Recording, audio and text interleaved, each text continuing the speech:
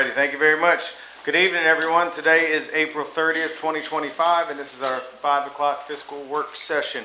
Please join me and stand for the Pledge of Allegiance. I pledge allegiance to the flag of the United States of America and to the republic for which it stands, one nation, under God, indivisible, with liberty and justice for all. Alrighty. Appreciate everybody being here tonight. I'm going to ask if there's any public comments to go ahead and come forward. Go ahead and state your name, please. Robin Antonucci. I'm the director of Visit Frankfurt, and I will just take a moment. Wanted to let you know, last December we hired Eagle Hollow Marine to remove the dock at Riverview Park and inspect it. In doing so, they took the dock and hauled it over to the Benson Creek boat ramp, and subsequently it was stored at the city's facility. We're working with the city on this. The week of May 12th, the Eagle Hollow wants to come back and reinstall the dock at Riverview Park. They will probably have to use that boat ramp again to get it into the water. So letting you know, full disclosure, and if there's any issue, please let me know. Is that the one, I was notified, they were asking us to close that boat dock for a day on a Monday. Is that Monday the 12th? That sounds like it's the same project. They were asking if they could have the whole lot. I did not know they said they needed to close it, but yeah, that is the date that he talked about. So I went ahead and told our maintenance guy to get some signs, put on the gate, and then once they're in there, then we can close it for the day. All they're going to do is bring it to the ramp there and take it from the ramp over to Riverview. Yeah. Shouldn't take just most of that day, probably. Perfect, yep. So, yeah, just letting you know. We're happy to help. Okay, thank you. All right, thank That's you. it. Any other public comments? Yes. Oh, hey, go ahead and state your name, please. Katie Hedden, 236 River Valley Road. Yep. I'm 20 days displaced from my home. When my home got flooded, I had power. My power got shut off after the 4th day. I've done everything right. My electrician today informed me that based on your all's, whoever is doing the, what's it called? Electrical inspections? Inspections, now I have to do $40,000 worth of work, of which water never touched my main floor. I want my power turned back on. This town has been flooded since before it was a town. Only this time, with the flooding, have the inspections been the way they are, trying to bring things up to code that can't be brought up to code. There's no way other people in this town can all do the $40,000, $60,000, maybe $100,000 worth of work that you're asking to be done. I'm asking you to turn my power on tomorrow, please. 20 days displaced. Thank you for coming in. Katie and I spoke earlier. I had a meeting with Autumn tonight. We're going to meet with Marty first thing in the morning. So, so I'm meeting with him in the morning with Autumn to see exactly what's going on and see what we can do. Thank you. And we are just honestly following the state regulations. So We're the only county doing it. well, that's We're the only county doing Okay. it. Everyone else is doing other things. I'm asking for my power Yep. on, for my family to be returned together. Yep. I'm going to do the best we can tomorrow morning. Okay. Thank you.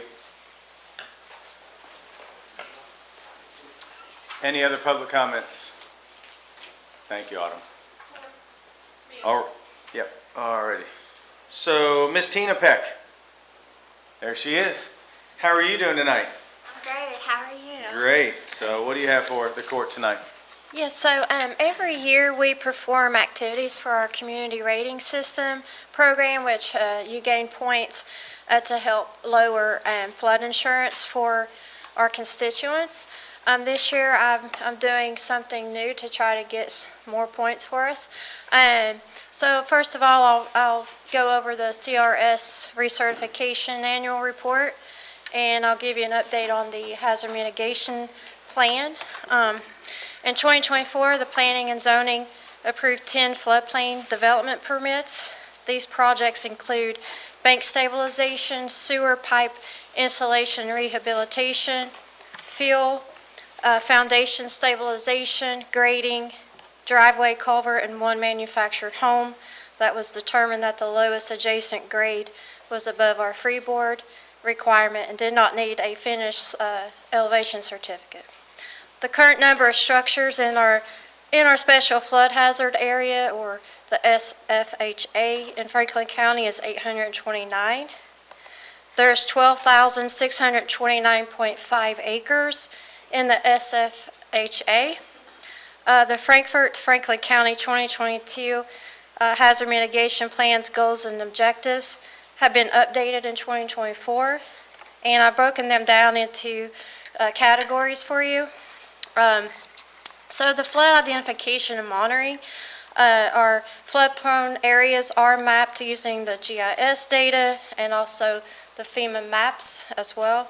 The river gauge readings and flood-prone locations are identified as Kentucky River Lock 4 and Elkhorn Creek Knights Bridge. Our flood response planning emergency response phases include preparedness, response, recovery, and mitigation, which is outlined in the 2021 Emergency Operations Plan. Flood evacuation procedures are detailed in our 2013 Flood Evacuation Plan. So mitigation strategies and actions, planning, seeking funding for mitigation projects in flood-prone areas.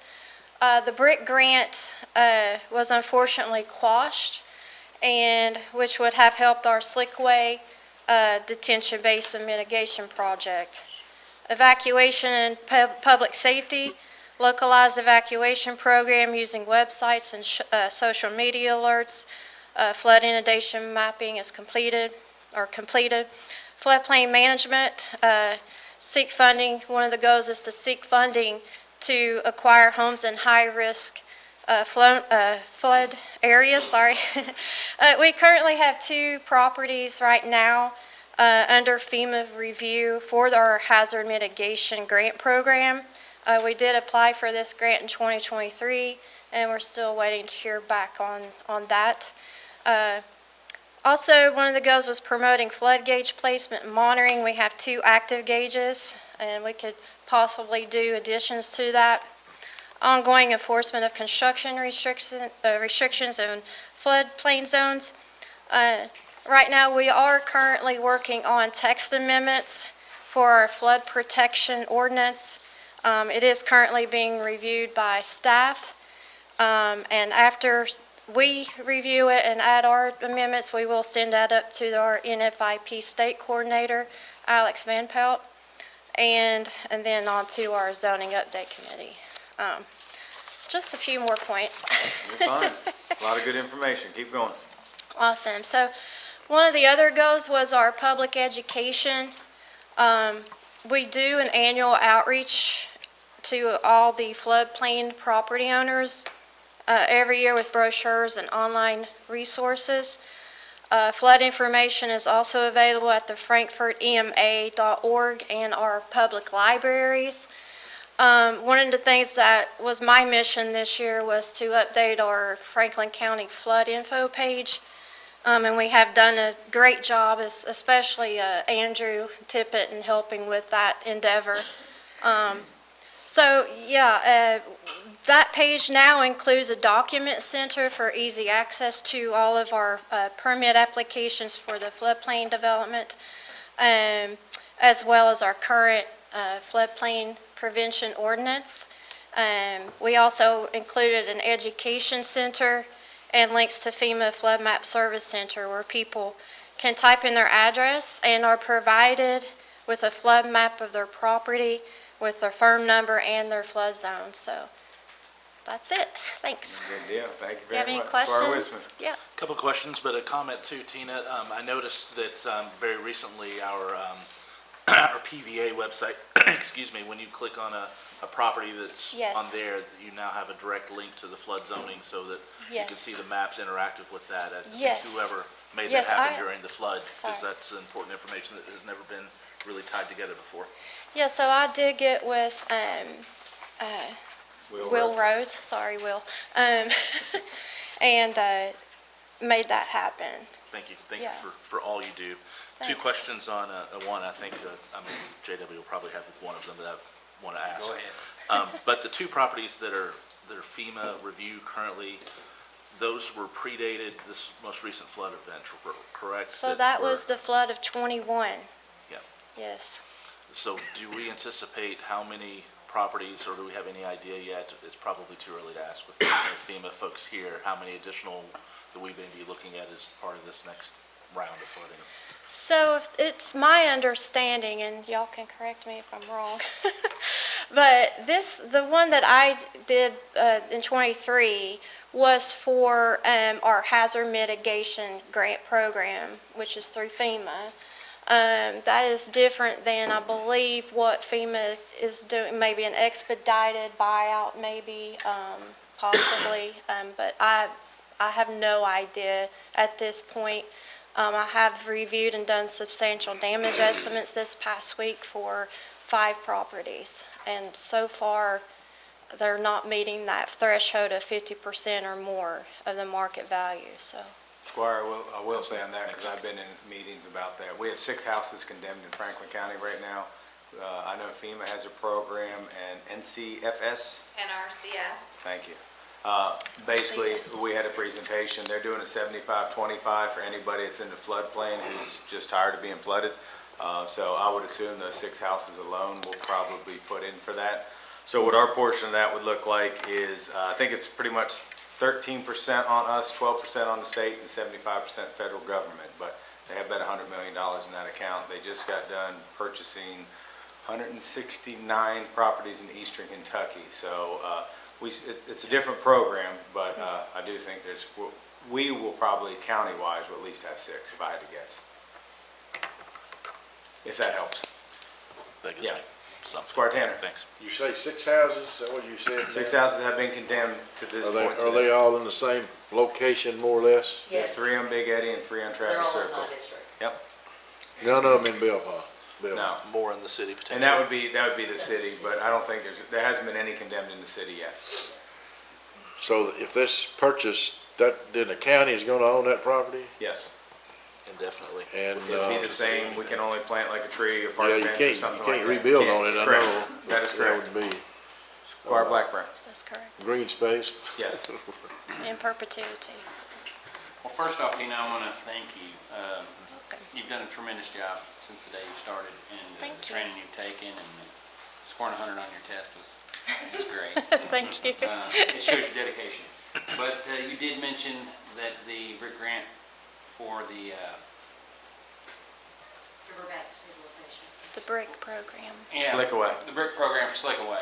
I'm sorry, I had like 10 things going on in my head at the same time. The Slick Away. I know the state, it was on the state's list for years, and it was number 1 on their list, and it was approved by the legislature several times. They just failed to fund it every time. I just want to say that out loud. They failed to fund something they said was a need and number 1 on our list. Yep. I met with the transportation secretary years ago with Representative Joe Gravis, who was phenomenal in his work and trying to get something done. And they said it wasn't a transportation problem, but when you have 300 households that can't get an ambulance, a fire truck, or a policeman in there in a time of need, that is a transportation problem.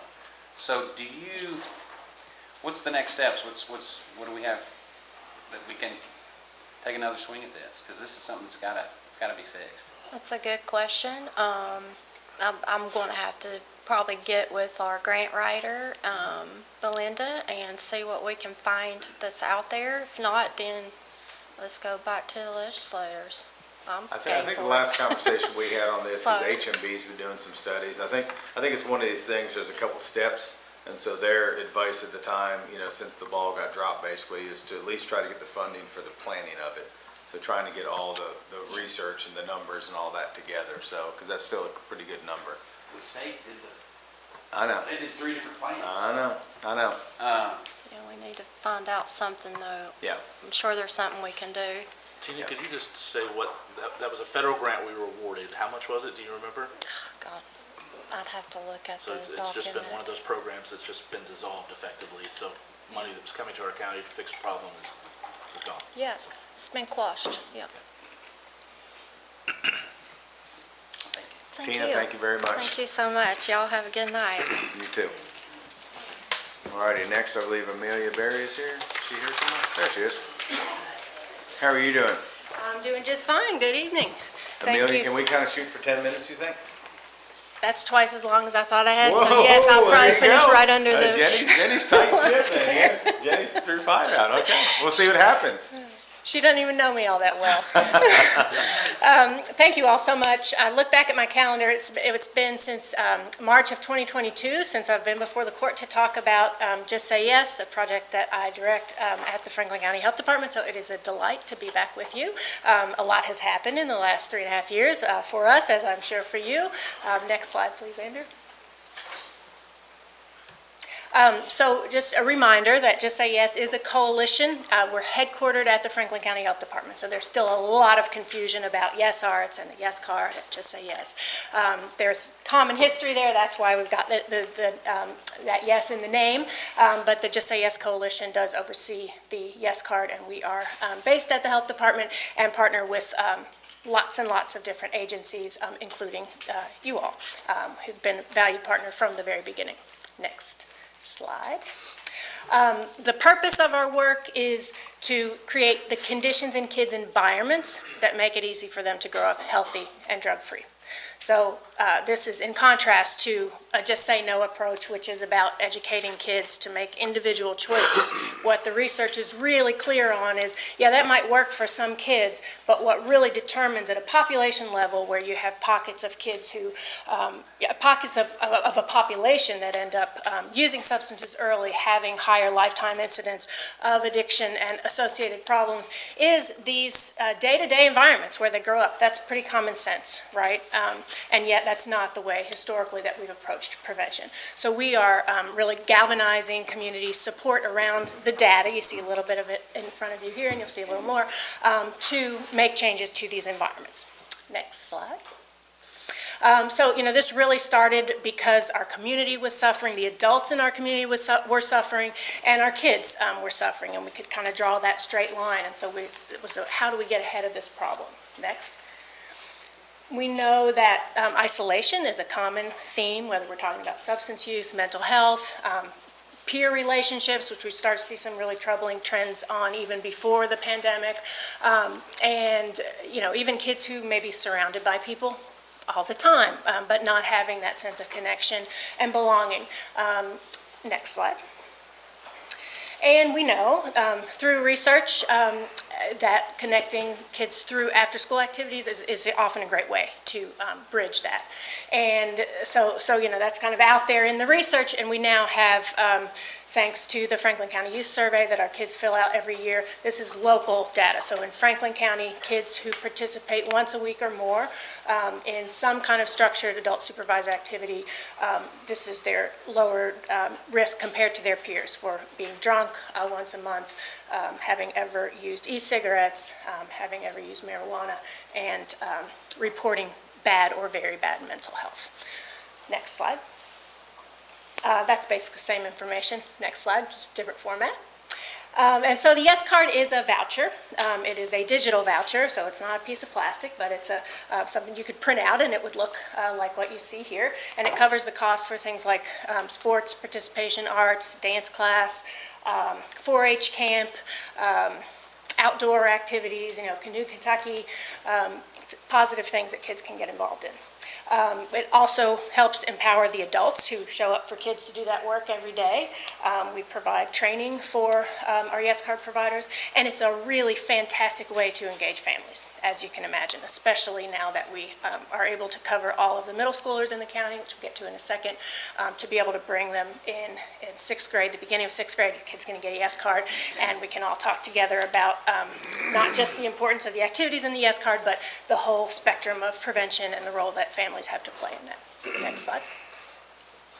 So middle school is the age of focus. It's what we started with. We do hope to someday be able to provide Yes Cards to every student in Franklin County. We are not there yet, but we know that middle school is the right place to start, because a lot of kids come into middle school not having engaged in risky behaviors and leave middle school having done so. And so the idea really behind the entire Icelandic prevention model is about delaying that first use, because we know that the earlier kids are using any substances, the more their risk goes up over the course of the lifespan. Next slide. So last time I was here, I think we were more than halfway through our pilot program, which was at Second Street School. Started small, 300 kids. That was from one federal grant that paid for us to basically try out this idea. It worked phenomenally well, much better than I expected it to work in a very short amount of time, just in terms of changing how kids were spending their time. Since then, we have had 2 different expansions the last 2 school years, and so fast forward to this year, any 6th through 8th grader in Franklin County, whether they're public school, private school, homeschool, is eligible for a Yes card. We have about 42 vendors where the Yes cards are accepted. The amount's a little lower. It was $400. When we first expanded to just the 3 public schools, we dipped down to $265 per student. We're now back up to $300. We do want to get back to $400 because we don't want to give a benefit. For some families, that's going to be the only money that they have to spend on that. And so that amount was not chosen by accident. It was kind of what would a kid need to really fill their time. Next.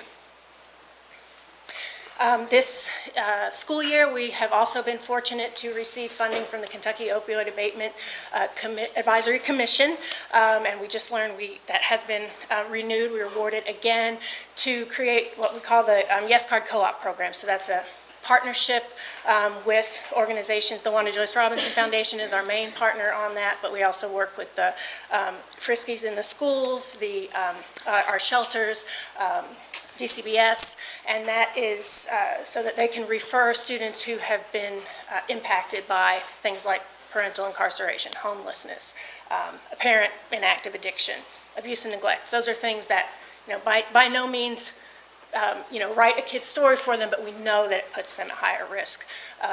And so that Yes Card Co-op starts in kindergarten and can go all the way through 12th grade. Next slide.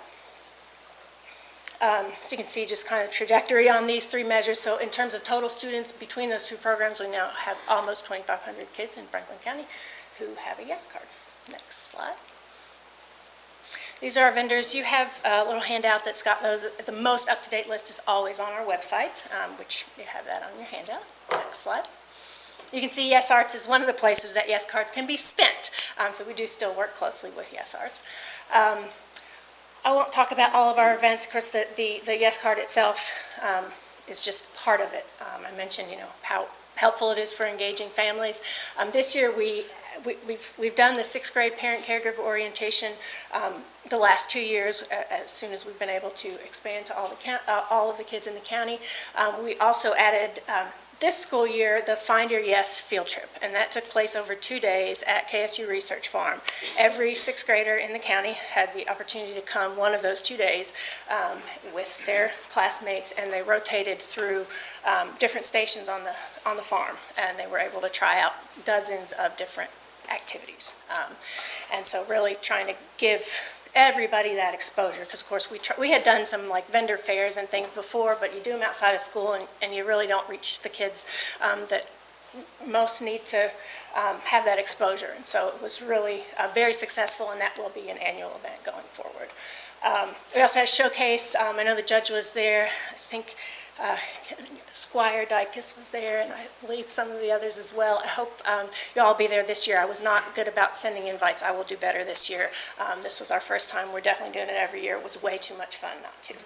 Now that's basically just a chance for the kids and the Yes Card providers to kind of show off and celebrate what they're learning using their Yes Cards and through things like the library and 4-H and all the wonderful free activities we have for our kids. Next. Just if you work in prevention, it becomes very clear very quickly that we really, in this field, like in most other, we like to silo things. We want to talk about, violence prevention. We want to talk about suicide prevention over here and substance use prevention over here. Again, if we take off that hat and put on our common sense hat, we know that if kids in those areas, their family, their peers, their school, out of school time, if they're connected, if they're monitored appropriately, have appropriate boundaries, have positive relationships, chances are they're going to do a lot better in all of those areas. And yet, that's kind of a new light bulb in the research world. So we have really been, and I hope the whole community is proud of this. We've really on the forefront of that concept of promoting positive protective factors that help prevent multiple types of harm. And I checked this just this afternoon, through March 30th, from August 1st, this school year, $156,000 has been spent on the yes cards, almost all of that here in Franklin County. Next slide. Yeah, you can scroll. We've been fortunate to receive a lot of wonderful recognitions. You can see some of them here. Next slide. We also are contacted constantly by people all over the world wanting to learn more about our work, which is quite an honor, and we usually don't have much time for it. Next slide. But it is nevertheless an honor. But what really, gets me up every morning, and I know our whole coalition is really excited each year, the last couple years, when we've seen our data come in, really showing that the things that we're doing, and this is not just the yes card, this is, as I said, this is collaborative, this is the whole community, changing. Here you can see, the percentage of kids participating in school sports, art, music, drama, and dance, and not just once, but ongoing, weekly or more, volunteering, who, agree that binge drinking is risky. That was super low, it was 23% a couple of years ago, so we worked hard on that. We've pushed that up, I think, more than 10 percentage points since then. Physically active 3 or more times a week I think the question is, do you exercise enough so that you get short of breath or sweat? So really moving their bodies 3 times a week or more, huge increase in that. Next.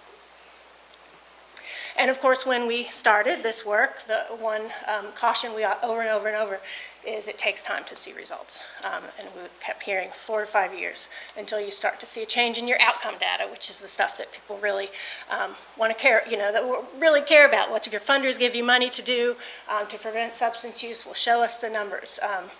Sure enough, starting last year, which was our 4th year of the project and our 4th year of the survey, we've really seen very consistent positive trends in substance use, mental health, and in all of the domains. There are still challenges. You'll see some of them on these posters that I'm going to leave. I brought these 6-frame posters. They're to stay here. If you all have a nice place to display them, we would love to have as many, particularly members of the public, see them as possible. But it's not without challenge, but the value of this data is that we can see where the challenges are. We can see what's working, what's not, what do we need to shift. Actually, this looks a little different than this substance use one. You see that big orange line going up at the bottom? That's energy drinks. Who knew? It's like doubled. Daily use of energy drinks among even middle schoolers has doubled in the past 5 years. Wouldn't be on our radar at all. Is it as much of a concern as some of the other things? Who knows? But it's that's the value of keeping a pulse on what's happening with our kids. Next slide. So we've really worked hard to diversify our funding, public, private, earned revenue, looking at federal, state, and local. Next. This is the breakdown of the funding for this year's Yes Card. So you can see it goes up to $700,000. That would have been a $400 Yes Card for every middle schooler in the county.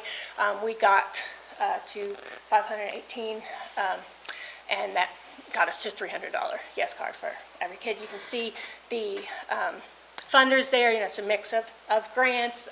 We did, for the first time, get good chunk of money from the Board of Health, gave $125,000 for the Yes Card. That really is in recognition of, I think most of us understand that the cost effectiveness of prevention, but being able to actually put money to that value is really quite remarkable, and did get some funds from the city of Frankfort. What you see in lighter font there, the Kentucky Association of Health Plans, that was still, we hadn't heard back by the time it was time to make a call on how much the cards will be. We did, though, by October, hear from them that they did want to fund us. This was the second time. Next slide, Andrew. they gave us a grant of $50,000. So they'd done that a couple years back. And this time they added, so we've gotten the $50,000, it's in the bank. They have added a challenge grant of $25,000. And that will be awarded if the Fiscal Court and the City of Frankfurt each contribute $25,000. So you all have an application to that tune. Before you, I think the idea there was clearly to, try to drum up more local ownership and support. As you all know, we've not asked for funding for this before, but particularly with the opioid abatement funding coming through, we do hope to have your support in this. Next slide. We don't need to go through this. It's just, if you run the numbers on prevention and the return on investment, it is just astronomical. The challenge is that doesn't make the money appear in our hands right now when we still have to pay fist over fist for the consequences of not doing it 20 years ago, if you know what I mean, we're really, again, Franklin County is on the forefront in this field. And next slide. Our kids will thank us for that. This is our team. We've got a great team. Next slide. That's all I've got. I want to mention, you guys have note cards that look something like this, but smaller, but this is our first foray into the earned income piece there. So these are note cards that we provide in return for donations, and it wasn't totally altruistic. There's a little advertisement on the back, so if you send them to somebody, they can scan and order some. What questions do we have for Amelia? Go ahead. Amelia, I've watched this from kind of the inception, just watched it. I've attended some of the events, and it has been incredible. I mean, it's incredible. And not only have I done that and just kind of watched and seen how this was all going to go, I have lots of middle schoolers that I see in my office, and they talk about this. Like, I couldn't play football. I couldn't play baseball. There were just so many things that kids come in and tell me now they get to do, and they get to do with their friends. And so they have a new network of friends and a new network of adults it's been phenomenal. And you guys have done a fantastic job, and I just want to thank you. Thank you. I got a question. Yeah. That was very impressive. These numbers on this brochure are very impressive. So obviously it's working. But the 22, 23 looked like on the graph you showed before ago, it had a little bump rise. Is there an explanation for that? On the substance use, you mean? Yes. Oh, yeah. I mean, it's really, and sometimes I have to pull out and look at this. This is called the Icelandic prevention model, because they did this in Iceland, and really it was just all common sense. You ask kids what's happening and apply what we know about addiction to change their environment. Okay, so they did that over time, and in 15 years they went from the highest rates of substance use in the world to the lowest. So just nobody's seen anything like it. But there's this graphic, call it the hero graph, and it goes down like this if you draw a straight line, but it's like this year to year. Yes. And so that's something that I have to remind myself, and we remind our partners when with our researchers in Iceland. They remind us, when something, that's part of it. It is, and that's, honestly, if it's going down too much, we might get complacent on that. And that's so they've now got 15 years of staying low. So they talk about having two stories, the decline and then the maintenance. So we will never be done. Which is fine, because we're never done taking care of our kids, right? Squire Wissman. Amelia, thank you for being with us. Unfortunately, we didn't have the benefit of presentation or information at a meeting a couple weeks ago when we were going through budget items. Unfortunately, it said that we wouldn't take action, but we effectively did. We went ahead and came up with a budget allotment.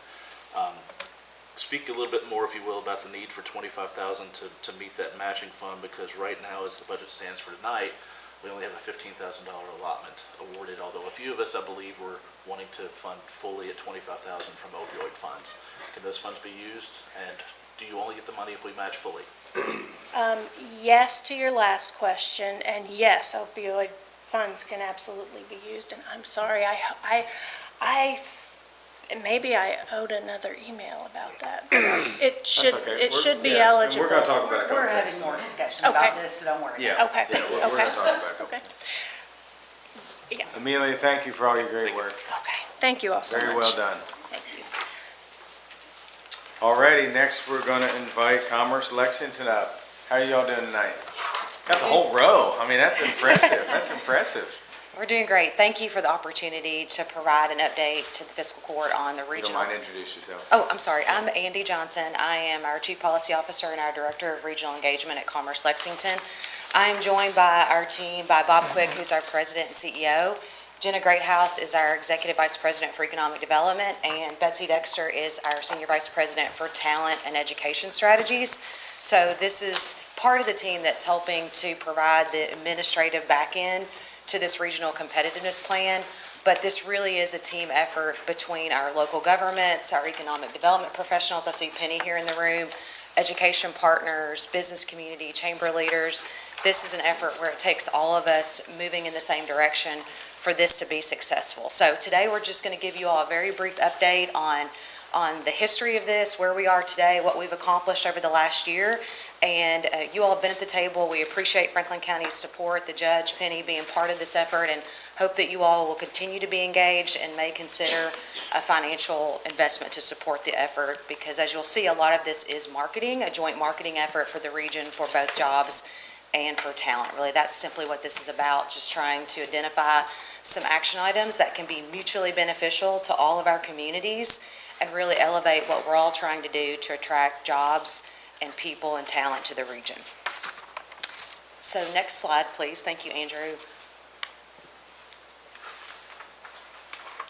Just to give everybody context, I know the Strategic Planning Committee heard some of this, so I apologize if this is a repeat, but for many years, Commerce Lexington has worked regionally within this 9-county footprint, and it really is beyond our MSA. And the reason we do that is because when we are competing against those larger cities, larger metros, usually it's a 1 million person population, we need to show an area for workforce and for job sites that really goes beyond the MSA. So the footprint you're looking at here is really that 30-mile radius, so that if the economic development team gets an RFI and RFP, they're submitting this for a workforce, a workshed, and there's a lot of interplay between our workers going back and forth right now.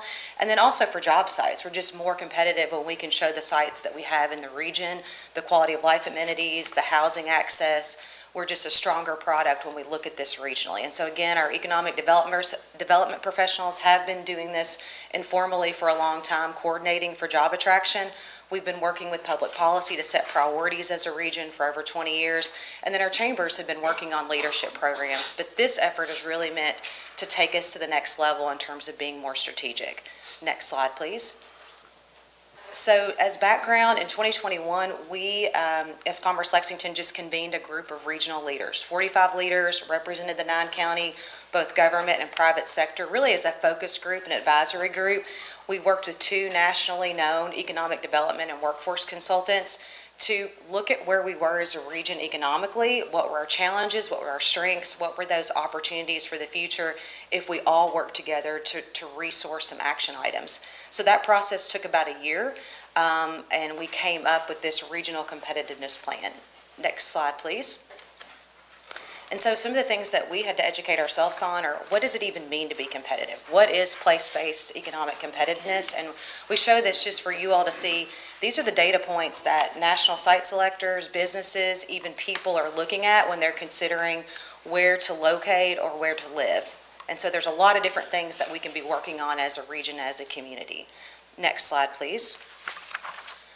And so during that process, we did look at how we compared to other cities, other regions that we typically were competing against for jobs or for talent. And the main takeaway from this slide is really twofold. We're in the middle of the pack. The 9-county region is in the middle of the pack. We've got quality of place strengths that are right behind Nashville that we need to leverage. But when it comes to momentum, and that is factoring in some of the economic momentum, jobs, GDP, workforce attraction, all of those things, and there's something happening there that is slowing for us. And what the data showed us is that the region as a whole was behind the national average. We were growing, but we were growing slower. So there were some things that we felt like we needed to do to try to impact that number. Next slide, please. So some of the challenges and some of the strengths regional leaders came up with, and the data also supported this. I think you all will likely agree with this. Some of our key challenges that were affecting that momentum index were the lack of shovel-ready land for job creation, housing availability, skilled labor force, some of the development cost issues. And then something that we found is just being, from a marketing perspective, being behind those competitor cities in terms of the investments that we were putting in to tell the story of the region, both to job creators and to people.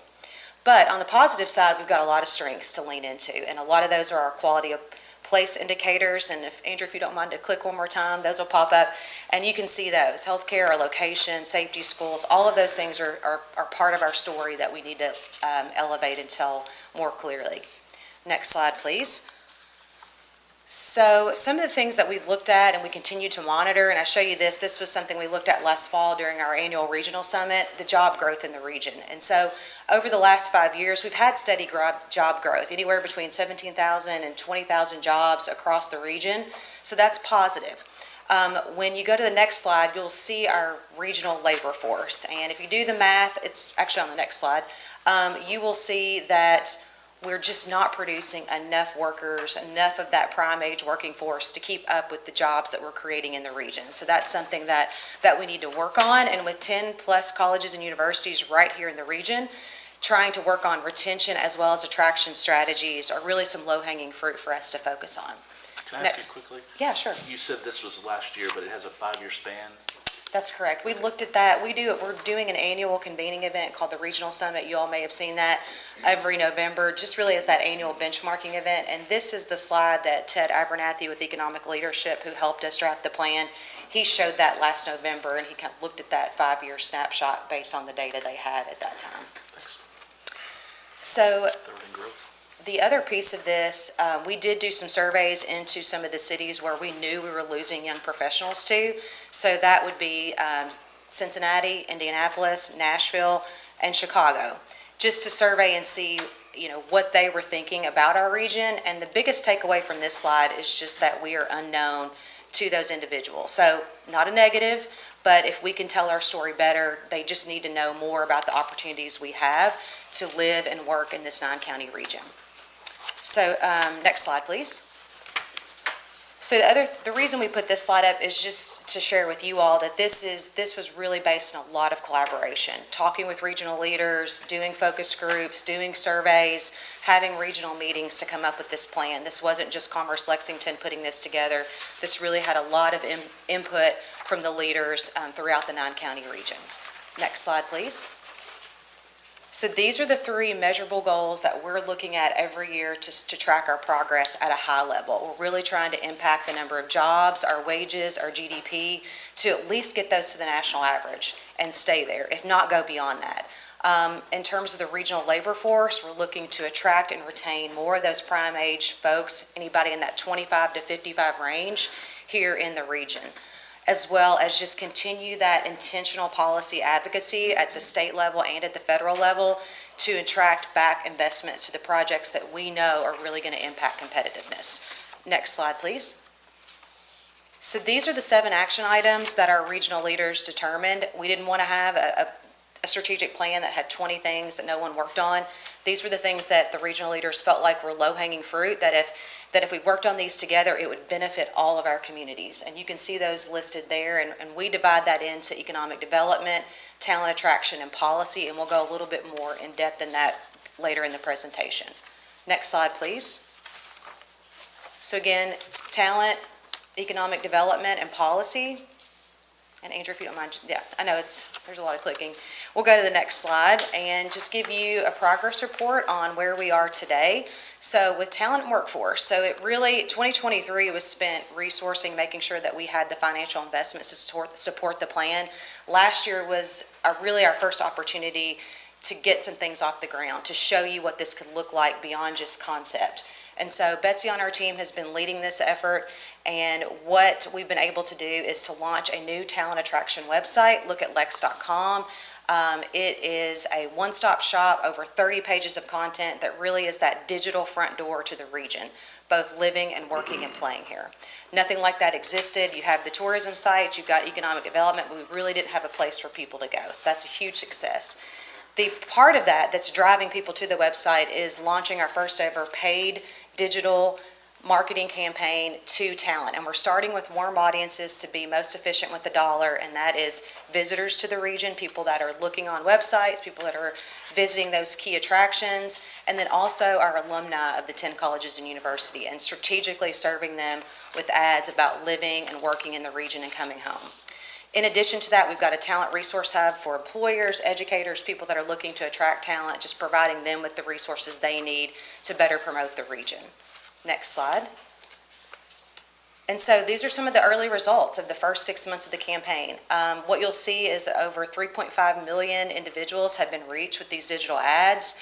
Over 6.4 million people have had impressions, so they likely received 1 or 2 or 3 different ads. And then we've had over 40,000 people visit the website. 500 people have actually gone to the Indeed.com where the jobs board is listed on the site. The site does feature our key industries. It has a regional map. It profiles your community, and it just tries to provide all of that information. But that's a good thing to see people actually looking and clicking on job openings. And then again, the live and work pages are the most viewed. Next slide, please. So for 2025, just continuing to enhance that website, engaging more with the paid and digital media, again, to those warm audiences, and then just continuing to have these opportunities to get in front of stakeholders and share these resources so that more businesses are using this. And then again, just focusing on retention, trying to strengthen those connections between businesses and students earlier in the process, so to try to keep more of those graduates here in the region. All right, so next slide, we'll go on to, this is just a profile to show you how Franklin County is being profiled throughout the website. We've got that regional map. Your community is listed. We're profiling unique things about this community through the social media campaign, and we want to continue to enhance that. We've just started. We're also working on a community quiz right now that will, again, allow people to answer different questions and then pop up with what communities meet their needs. And again, that's an opportunity to, again, elevate what you all are doing here and to make sure that you're seen throughout that, because you are an asset in this region. Okay, next slide. We're getting into our economic development work, and Jen on our team leads this effort. So they have a corresponding website that is meant for national site selectors, job creators, and so they went through a process to refresh that to better serve the needs of our site selectors and our businesses, and to make sure that it matched the sister site of the talent. And then they've also been engaging with over 120 national site selectors. They really are the gatekeepers for these projects to tell the story of this region and all the assets we have to offer. In addition to that, we are at industry trade shows that meet these key sectors and representing the region and trying to get more eyes on the Greater Lex region, and that includes Franklin County. In addition to that, just continuing to refresh all of those marketing assets to reflect this regional brand identity that we've created over the last year. Next slide, please. So this is looking ahead to 2025, again, continuing to enhance that website. The focus with national site selectors continues. As Jenna will tell you, it's all about those relationships to get on the list for certain projects, and really enhancing the focus in foreign direct investment, because those companies tend to invest more capital, pay workers more, and so just leaning into that presence that we already have here in the region. In addition, we're going to continue to host economic development briefings. You all will be invited to those things, just to, again, provide our economic development professionals, our local officials, with more information about how economic development works, so that your community can continue to stay competitive for those projects as they look at this area. In addition to that, we're leaning into digital strategies on the economic development side too this year, serving ads to site selectors, to industry targets that are in those C-suite positions, to raise their awareness of Greater Lex as a place to live and work. And that's going to be focused on advanced manufacturing, biotechnology, business and professional services, logistics, all the things that we know we need to lean into for opportunities. We're going to be targeting those folks with digital ads too. Next slide, please. And so just from a return on investment perspective, for Franklin County, I mean, again, this effort is not meant to replace the things that you all are doing here to attract jobs. It's really meant to come alongside you and just elevate your community, and particularly when it comes to job attraction. So again, we're doing strategic marketing of your assets when we're out on the road talking to these site selectors and business targets. We are also listing you in those RFIs and RFPs that come in if you have the sites that meet those target needs.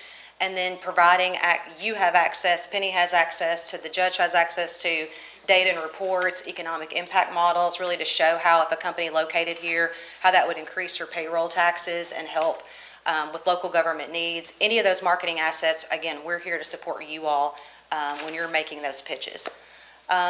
Next slide, please. And then very quickly, just on the policy front, we are continuing to try to advocate as a region, state and federal, on those key projects or those policies that help support an improved business climate, particularly as it relates to housing. That really is a focus for us, has been this past year, and it will be moving forward. And then just continue to have this communication with key stakeholders like yourself on the things that you think we need to be focusing on to help your community. Next slide, please. The one example of a success of policy advocacy has been the Kentucky Product Development Initiative.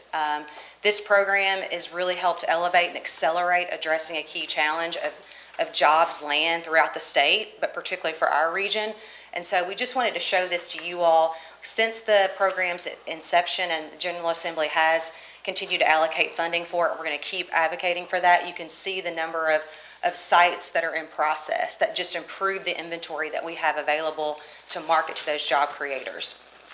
Next slide, please.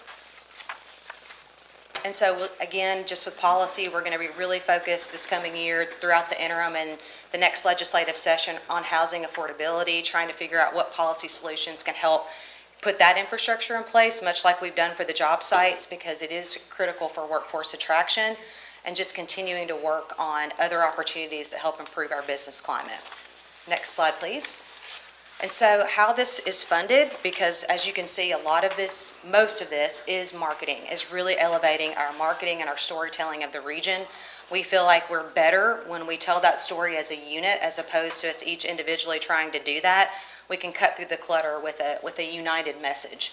And so to do that, we've got over $1 million. This is 2-to-1 business to government, $1 million from the private sector, and then we've got our local governments coming in to support this plan as well. And so when we've been talking over the last year or so to our local government partners, we've been following a model of at least considering maybe that $1 per person. That's a best practice that other communities across the country have started with similar efforts. And so next slide, please. You can see the governments that have committed and are following that model. And so if you all can consider something similar, I know the city of Frankfort has come in at that $25,000 level. We would greatly appreciate that, or wherever you feel comfortable, we would just love to have your investment in this as well. Next slide, please. And so to conclude, we really do feel like through this effort, we are better together. Just finding ways where we can improve that collaboration across the 9-county region, identify things that help all of us that are mutually beneficial, are what this effort is about. Again, we want to support you all. It's not just about Lexington. This is about the region, because we are stronger when we leverage the assets of the entire region in our job attraction and our workforce attraction goals. So again, we appreciate the opportunity to speak with you all, and we're open to any questions. The team here is, I'm just the spokesperson. They may be able to answer some of the more specific questions. And if you have time, we do have a short video that's 2 minutes long that really ties a bow on it and really shows you some of these assets that are hard to, really hard to visualize in a presentation. So it's up to you, Judge. If you would like to. Andrew, you got a video ready, Andrew? Yeah. Go ahead and run it, and we'll take up questions. Serving 9 counties across Kentucky's Bluegrass region, the Regional Competitiveness Plan is a collaborative effort aimed at creating a stronger, more prosperous economy.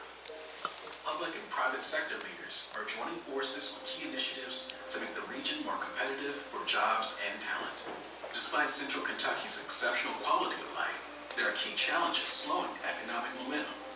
Some of these challenges include increasing job creation and wage growth to the national average, attracting skilled workers to meet growing industry needs, developing more build-ready sites for business, addressing housing affordability, and boosting awareness of the region as a great place to live and work.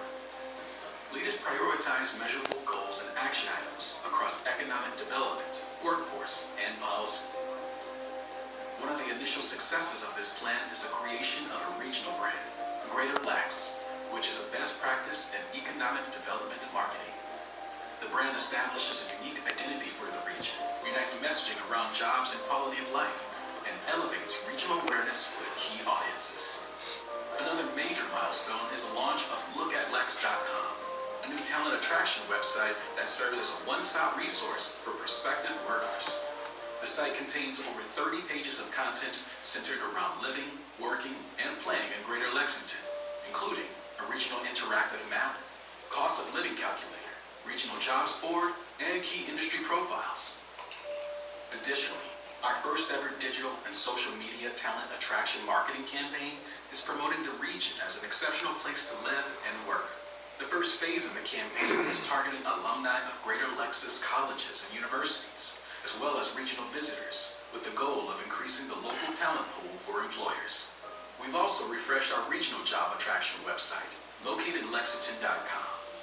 With a modernized user experience, the site features vital data for site selectors and business prospects, highlighting location and workforce advantages, incentives, and available job sites. Through strategic outreach and messaging, we continue to strengthen connections with national site selectors and key industries, opening doors for new investment and job opportunities in Greater Lexington. Education and advocacy also remain top priorities, with new economic development education events and policy outreach in Frankfurt and Washington, D.C. We continue to advocate for increased investment in critical infrastructure, housing, workforce, and business climate solutions.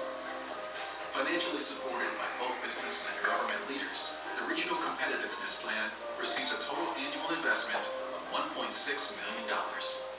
Commerce Lexington is proud to collaborate with regional partners to drive these key initiatives forward and strengthen our regional economy. There is power in collaboration. We are better together.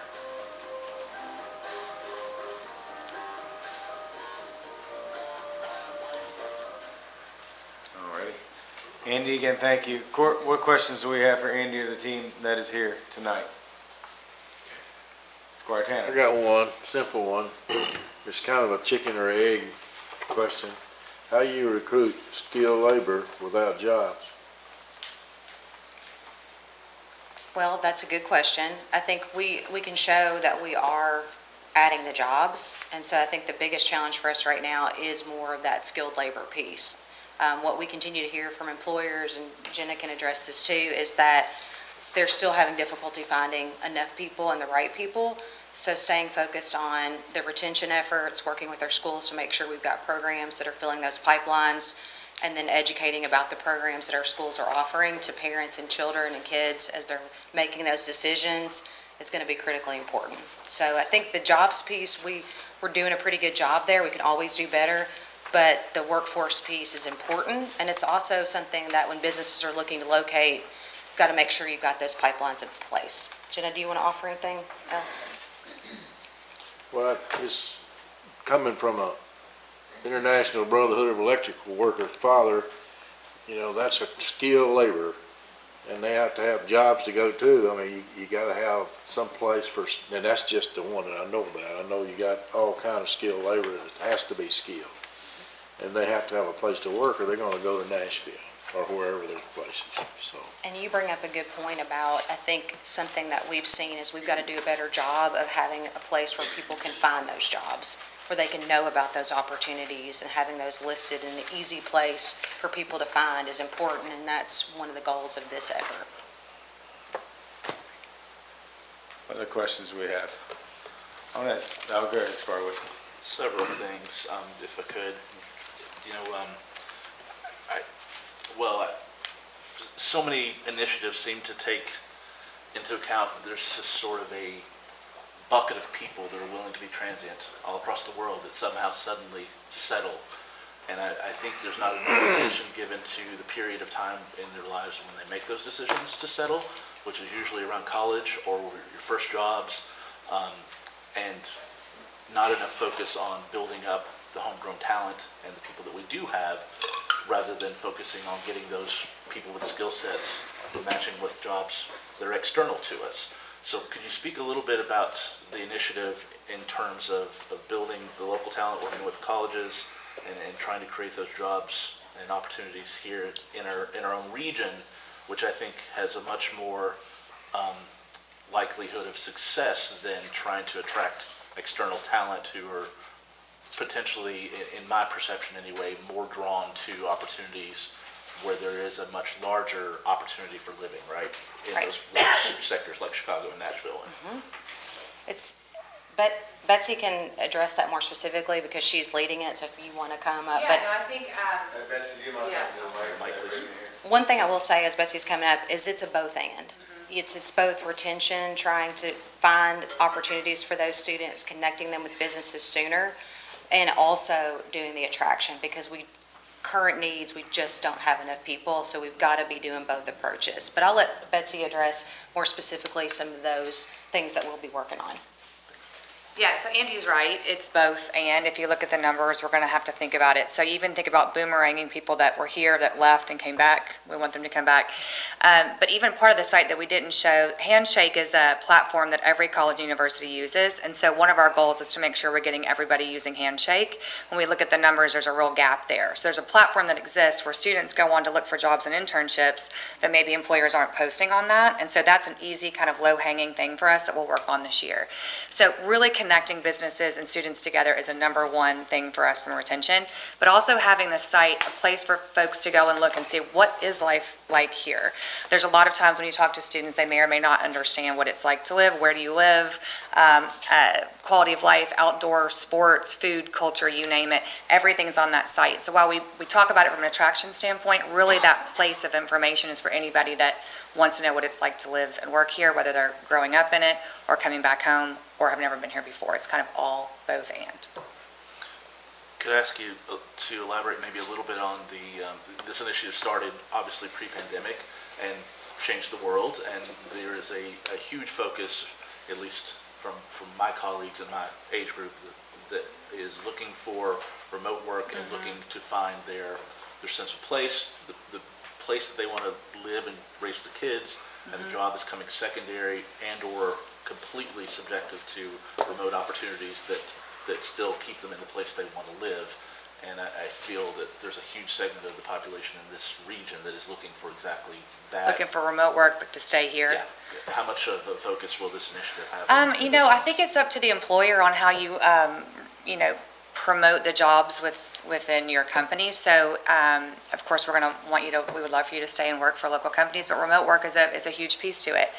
So again, that's why the quality of life is so important, because a lot of folks are like, you can look for jobs and find different things, but can you find a house? Can you find a community? Can you find what you're looking for? Are the schools great? Is it a safe community? Those are the things that we know what people are looking for. And so whether it's remote or not, we haven't gone one or the other, but really focused in on why it's so great to live here and play here, as a place to want to stay, or please don't go, work remotely and stay. We would want them to do either. And then, Yep. My name is Bob Quick. I happen to be one of those fathers whose son lives in Winchester, and he works for Boeing. And so we have more of that going on in our region than I think a lot of people realize. It's something we haven't really measured. But that's probably with many of these companies going to be that opportunity. He has a chance. They want to move him to Long Beach, California. They've been talking about Seattle. And because of the quality of life here and all the different amenities, he doesn't want to move. So that's that and/or we got to make sure that we're reaching out. And I'm from a trades family. My father was an engineer in the labor union, and you're right. We're focusing on that too, and we got to keep focusing on how we bring more projects in. But we've got to do all these collectively, or we're going to come up short. And in many cases, we are short, and that's what the rallying cry was here for us. Thank you.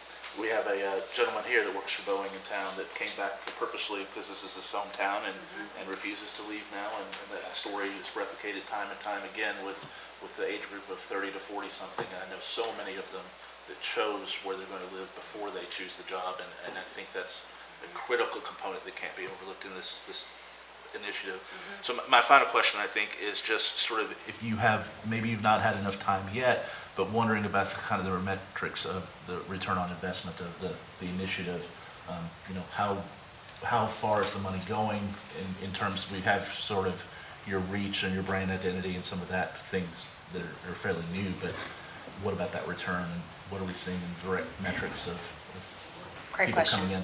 So when it comes to marketing, there are certain variables or certain data points that you can look at to show if it was a successful marketing effort. And that's going to be some of the things that we showed you, for example, with the website clicks, the impressions, the reach. I mean, those are tangible data points, and the majority of this funding from our local governments is going to support that marketing effort. And it's the same thing with what Jenna's doing with her digital marketing campaign and some of those things. The other piece of that, so you can tell the number of people you're reaching from a talent perspective and can say whether or not the marketing campaign is successful. The other piece of that on economic development, I mean, based on the jobs that are created here in the community, we can run economic development models for you to show like how that's increased, what that's meant for your payroll taxes. There's some tangible metrics that we can put in place for that and give those reports each year to show, is this working? And it's just one component of it. Marketing is one aspect of it, but then there's other things within the community that you'll want to work on to be more successful, more competitive, like housing, like your job sites, things that you all are already doing. But those are some of the things that we're looking at and tracking beyond those bigger picture metrics of how's the region doing on jobs, wages, GDP, overall workforce growth. Then we take it down a level and you look at the specific marketing campaigns and you measure those variables and see if the campaign itself has been successful in terms of your return on investment, the dollar that you're spending on it. For example, let's just say you all contributed $25,000 to this. You're basically being marketed on 2 different websites. Your properties are being listed. You're part of this talent campaign. That's something like if you tried to do that on your own, would be a significantly more, maybe 3 times, 4 times what the investment is if you tried to create those amenities for yourself based on being part of this regional effort. It's really just being more efficient with your investment through the marketing effort. I'm going to ask Jenna, since she hasn't spoke, if you don't mind, come up with your question, and everyone, I didn't want you to feel left out. And then we'll wrap it up. Could you talk a little bit about NITO? So NITO is a new employer here in town, and so can you talk a little bit about how that went?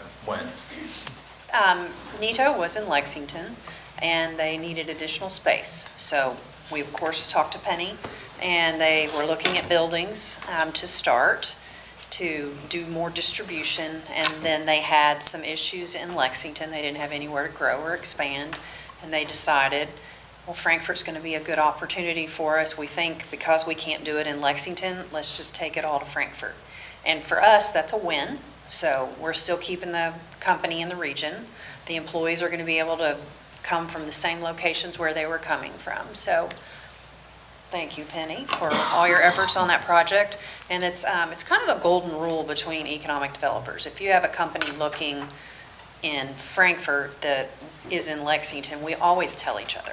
So it's not a competition. It is truly a camaraderie with our team of economic development professionals. Do we want to keep it in Lexington? Of course. But do we want it to go to Nashville? Of course not. So. I think Penny wants to say thank you. Thank you so much, Jenna. One thing I'll say about NITO is there's 220 jobs here in Franklin County now with NITO, and there were 75 jobs in Lexington. So it's a gain for the region because we grew in the region from 75 to 220. So together, we all work that, and the goal is how can NITO, expand here and stay within our greater Lexington region. So it is an and both situation. We have companies all the time we have a company that we've entertained recently that's in one of the counties in our region, and it's a similar situation. They have a potential to get a new contract. They may not be able to expand in their existing location in time. That's why they go and look. Sometimes the time works out, they can stay where they are. Sometimes they have to move. But, if we weren't working together, then we would all be competing with each other. And really, Team Kentucky has set us up we're just all about selling Kentucky. And then we have this region. And for us, it's kind of interesting because we're in Greater Lexington, but we're also geographically really close to Anderson County and Shelby County. And so we actually work with all those counties, and so does Greater Lex. Yes, we're metrixed by our 9 counties, but we all work together because we all touch each other geographically, and we're all, singing from the same hymnal, because people who live in Franklin County work in Shelby County, and, vice versa. Go ahead, Squire Blackburn. Penny, I know you work long and hard and diligent on all the projects that come here. My question for you is, what do you think the biggest obstacle or hindrance is for companies looking for a community? In my experience, I know when Toyota came to Scott County, all those workers didn't live there. Right. And a lot of them were homegrown, but a lot of them came in. They did. And a lot of people from Franklin County work there. Mm-hmm. What do you think our biggest obstacle or hindrance is here in Franklin County? I mean, right now, we're going to talk about housing a little bit later today, but obviously, we need more housing starts in Franklin County, and we have more housing starts in Franklin County than we've ever had in my adult life.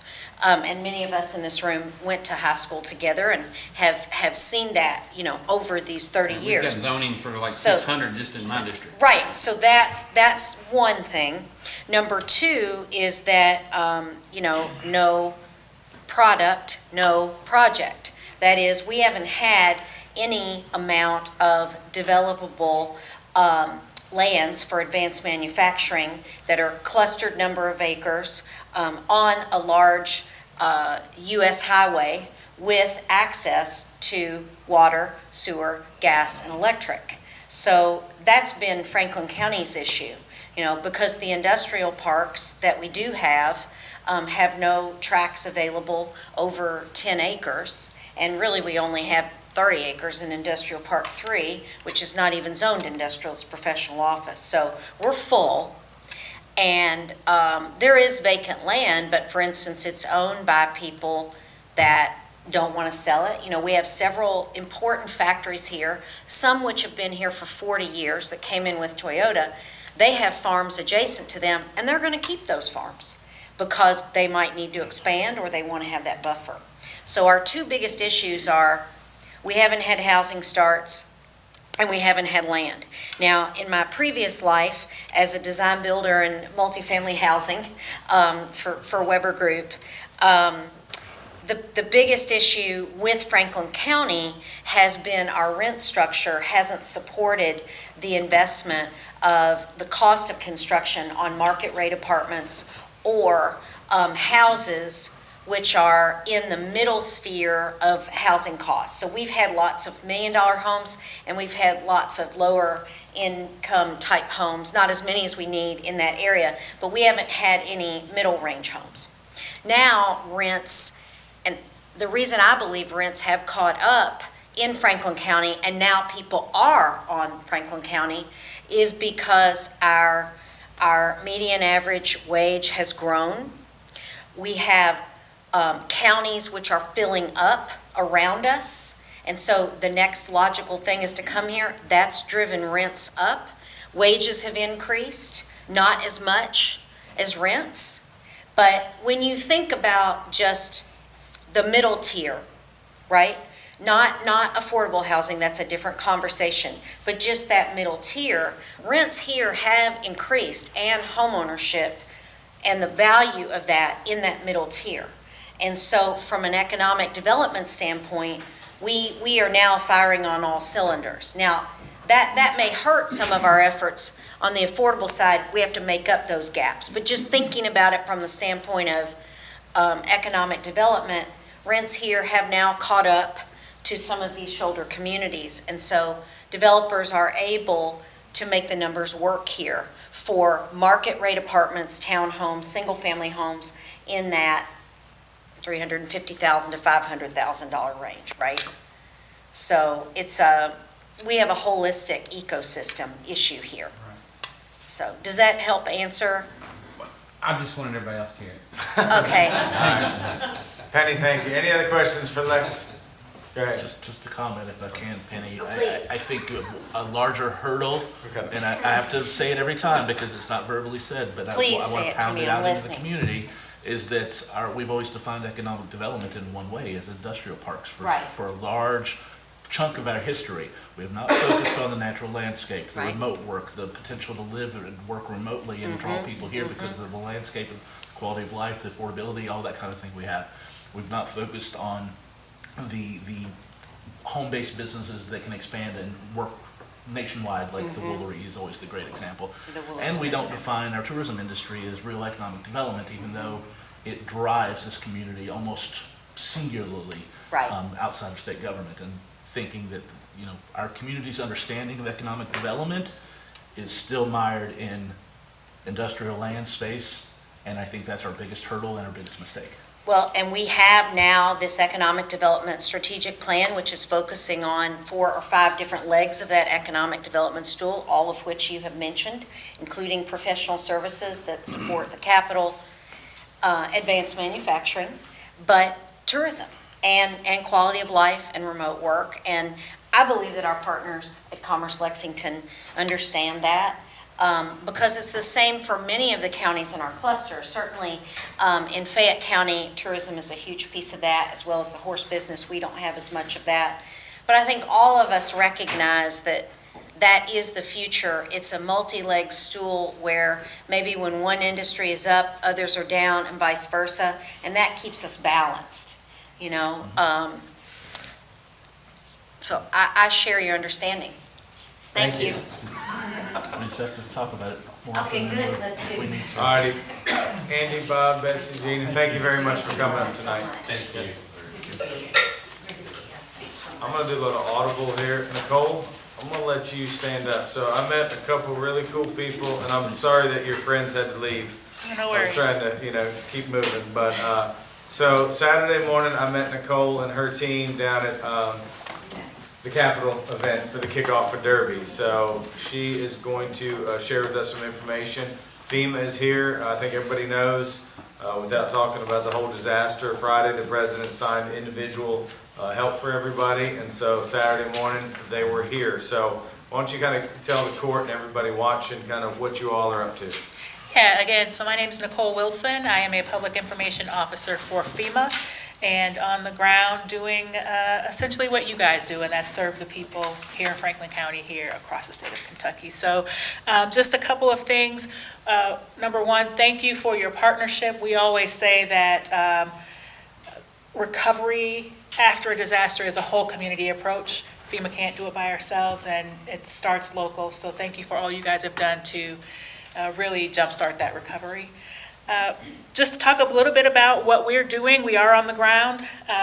We have a DRC, which is a disaster recovery center, located right here in Franklin County at 827 Louisville Road in Frankfort.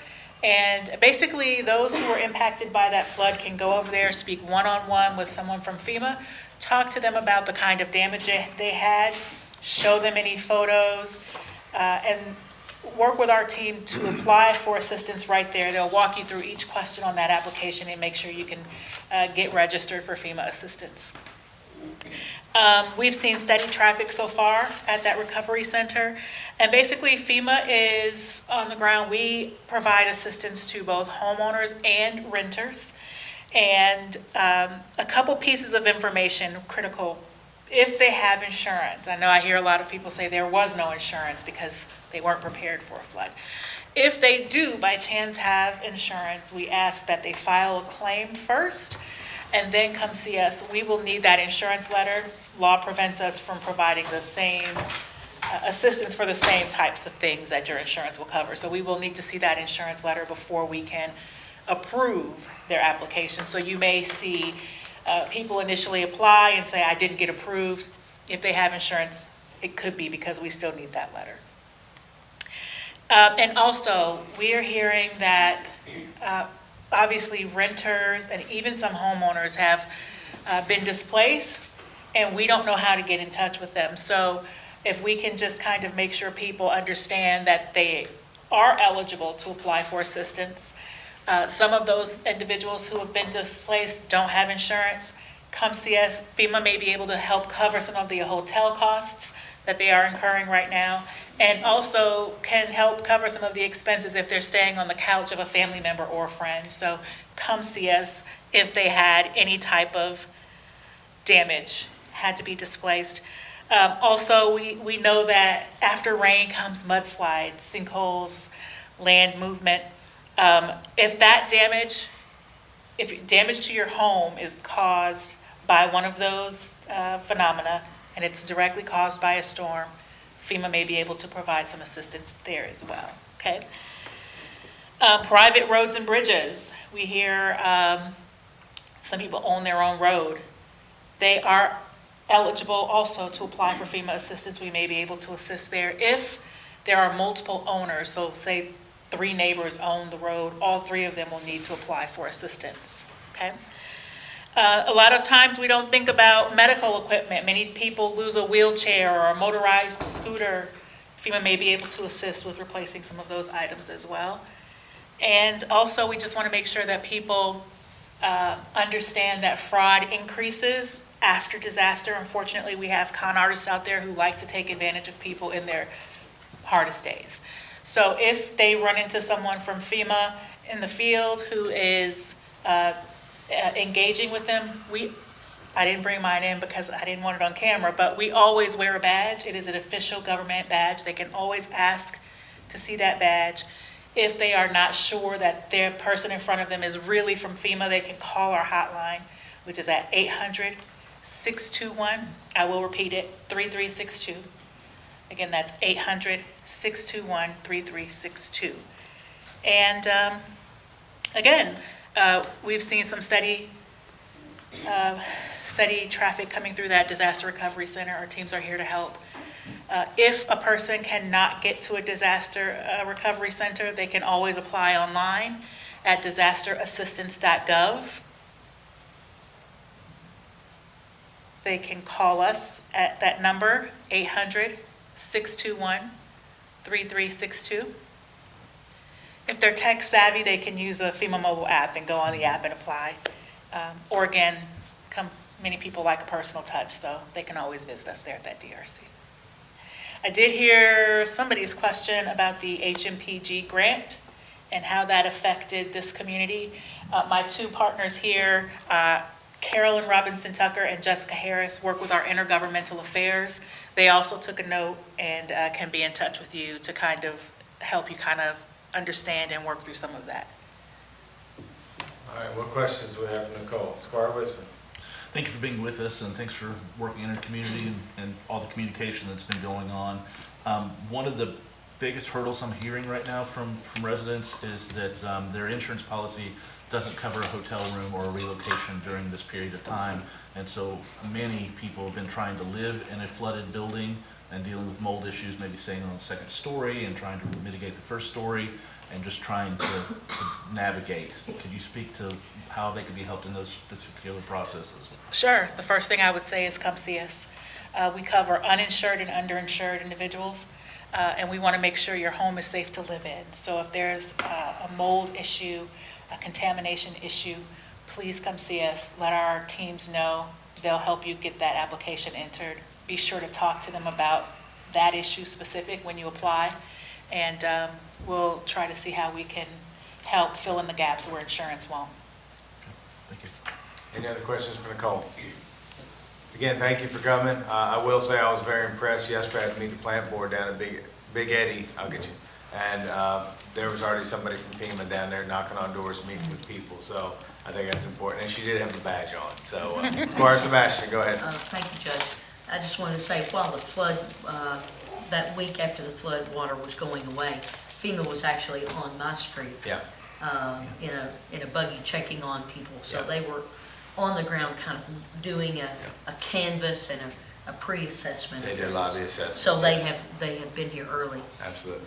Can you share with us if there is a window of time that individuals need to come for assistance and when that window may close? I think that would be very important for people Absolutely. to understand. Thank you. Of course, for this disaster, the April floods, individuals who were impacted have until June 25th, so 60 days, to come see us or call us and get an application in. Again, that's June 25th. And our teams are always available to you, always willing to answer questions, help you understand some things, and always willing to do our best to make sure we're helping the people here. Nicole, thank you very much. We appreciate Thank you and you. your team helping our community. Thank you for having us. Thank you so much. Alrighty, another special guest that's not on the agenda, but I'm gonna bring him up now, is Mr. Brian. I can't remember your last name. I also met him Saturday, you dropped something there too, right as you got up. Met him on Saturday morning, and he has a really, thank you, Amelia. Yeah. He has some good information too, for anybody that has gone through this disaster, so. Okay, thank you, Judge. Yeah, my name is Brian Beard. I'm a public affairs specialist for the Small Business Administration, Office of Disaster Recovery and Resilience. And we work alongside FEMA whenever there is a presidential disaster declaration, such as what was just approved on Friday for the 13 initial counties here in Kentucky. We offer low-interest, long-term loans to cover damages that are not covered by insurance or FEMA or another source. And although a lot of people assume that SBA only helps businesses, but in disaster recovery, these loans are available to businesses of all sizes, homeowners, renters, and nonprofit organizations. So if anyone lives in one of those 13 counties that was included in the initial declaration, including Franklin County, and had damage to their home or personal property, including renters, or business or nonprofit, they can apply for a low-interest loan from the SBA. The deadline to apply for physical damage loans is June 23rd. We do also have a grace period after that. And the deadline for economic injury disaster loans, which provide working capital to small businesses and private nonprofits, is January 26th of next year. Because a lot of times a business owner will not know for a while how much they've been affected by the drop in sales because of all the damage around them. So we have a longer deadline for that. There is no cost to apply for an SBA loan and no cost to decline a loan offer. So it costs you nothing to keep your options open. So we encourage everyone to apply now and decide later whether you need that loan or not. There's no interest or payments for the first year of the loan. And with no prepayment penalties, that means that if you pay off your loan in less than a year, you will not pay any interest at all. So it could be used as a bridge loan. Even if you've already used a credit card or gotten a bank loan to cover the cost of repairing your home or business, you can still apply for an SBA loan and replace that more expensive debt with a low-interest loan from us. After that first year with no interest or payments, the first payment is due 1 year after disbursement of your loan. After that first year, the fixed interest rate for most homeowners and renters is as low as 2.75%. For most businesses, as low as 4%, and 3.625% for nonprofits. So it's much cheaper than a credit card or another source of money.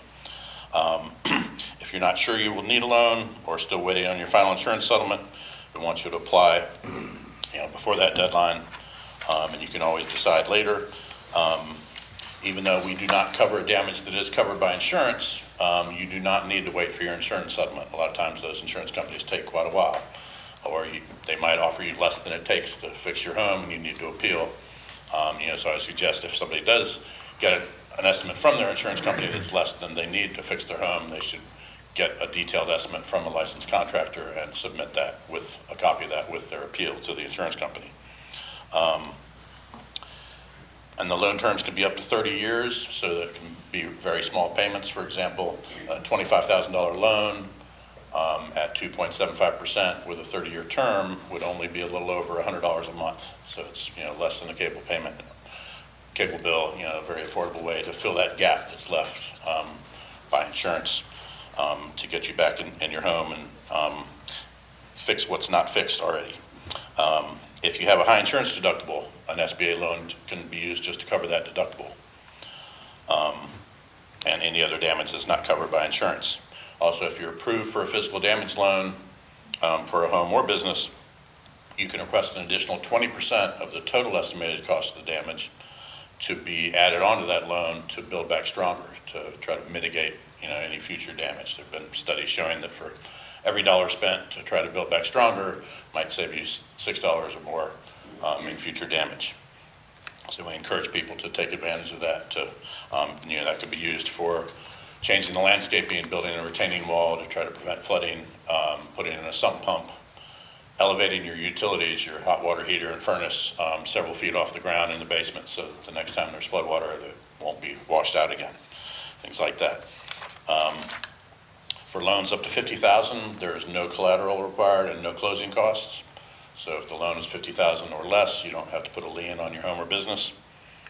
And based on the amount of damage estimated by the SBA inspector and your ability to repay, homeowners can receive up to $500,000 for damage to their primary residence, where you live at least half of the year. Homeowners and renters can borrow up to $100,000 for personal property damage for the contents of the home, including your vehicle, garage, or another outbuilding or a fence, something like that. And then businesses and nonprofits can borrow a total of $2 million, which would be a combination of physical damage, economic injury, if you had a drop in sales, and the mitigation. And so even if a small business owner or a private nonprofit did not have any physical damage, they can still get an economic injury disaster loan to cover their monthly expenses until they're back up to speed again. If they're not able to meet the monthly expenses that they would have been able to meet had the disaster not occurred. And I want to do a side note there that these economic injury disaster loans are not only available in the counties that are declared for the physical damage, the individual assistance counties, as FEMA phrases it, but also in the neighboring counties. A small business or a private nonprofit could still get one of these working capital loans because even if they're in the neighboring county, they might have also had an economic, effect from the damage. So for the February flooding, Woodford County was included as one of those primary counties and can get physical damage loans from damage occurring in late February and early March. But Franklin County was a contiguous or adjacent county, so any business owner in Franklin County that had a drop in sales from the February storm could apply for that economic injury loan. And then if they had damage during the April storms, they could also apply for the physical damage and the economic injury. So I wanted to clarify that.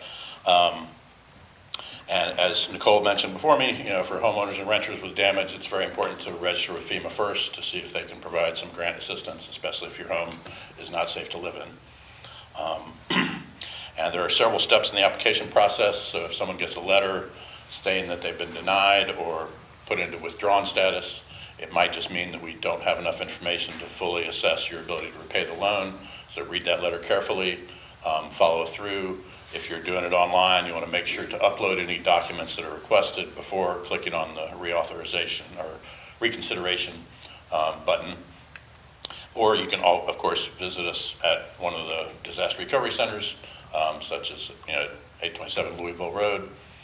We also have a business recovery center that is just SBA, that's at the Expree Credit Union at the intersection of the East-West Connector and Martin Luther King Junior Drive, near Kentucky State University.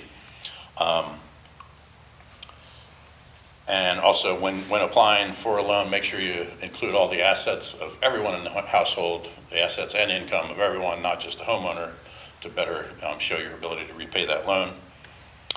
And the SBA home loans are available to the primary residence where you live at least half the time. But if you have a rental property or multiple rental properties and you're earning income on those rentals and paying taxes on it like a regular business, you could apply for a business loan as low as 4% to cover the damage to those rental properties. Because rental property owners, that's the type of business we want to keep all businesses going. And it's okay to have an existing SBA loan from previously, as long as you're up to date with your payments and you can demonstrate your ability to repay another loan. So there are 3 ways to apply. You can apply online at lending.sba.gov. You can contact our customer service center at 800-659-2955, or email us at disastercustomerservice@sba.gov, or you can come visit us in person, like I mentioned, at 827 Louisville Road, where the Disaster Recovery Center has both FEMA and SBA staff there 7 days a week. And we also have like I mentioned, a business recovery center, but homeowners and renters can come there as well at the Esprit Credit Union on the East-West Connector. And so that's my summary. So thank you for the time to share this information, and I'm open to any questions. A lot of great information. I just have a comment. I used it during 2020 when the COVID thing hit, and it was a tremendous help for my business. It's a great deal. So I just wanted to congratulate you on that. Thank you. If I could, thinking of two questions specifically that I fielded lately since this came out digitally, and I haven't been able to answer what they came about. Folks that may have had a home office that was damaged, but they have a secondary location of business. Can they count the business loss at their residence as well? It sounds like so. Yes, Okay. yes. Actually, during Common Fest, I spoke with one business owner who, he's renting the location, and it got flooded, and he was concerned about his equipment that got, he had damage to some of his equipment and inventory. And yes, that is, inventory and equipment is covered even if you're renting a space from somewhere else. That's your business. And I talked with another business owner who had a hair salon business and was in the process of changing locations, so she'd moved a lot of her equipment to her home residence, and her home got flooded, and so she wanted to know if that business equipment could also be eligible for a business loan, and that is eligible, yes. And then specifically about a local contractor, I had a question. When one line of business may have had cancellations or diminished, but they're not able to show a loss because they picked up maybe flood mitigation and repairs, do you have to show a physical loss, or could it be somewhat of a perceived or canceled contract? What would Yeah, so any physical damage, could qualify for a physical damage loan, but then the economic injury disaster loan that provides working capital to cover expenses, if, for those, we usually ask for maybe the last 2 or 3 years of tax returns and look at what their income was during that same period of time of year in the previous years, and then see how much their income dropped since the disaster happened, and see what that gap is. It is based on not being able to meet your monthly expenses, payroll and fixed debt payments, et cetera. So if they still were making enough money to cover their expenses, it would be a little more complicated to figure that out, but there's no cost to apply and no cost to decline a loan offer, so they should go ahead and apply and see what's available. Thanks. Brian, thank you very much. We appreciate it. That's a lot of information, so we appreciate that. Okay, thank you very much. Yep. Thank you. Thank you. Dude, let's do it. Good evening. Just wanted to update the court on what your road crew's been doing since the last court meeting. As you know, April 19th, Saturday, we had the county-wide cleanup, and it was pretty busy. So had a whole lot of stuff. I'm not sure, I guess Allie probably got a report for you, but it was very busy.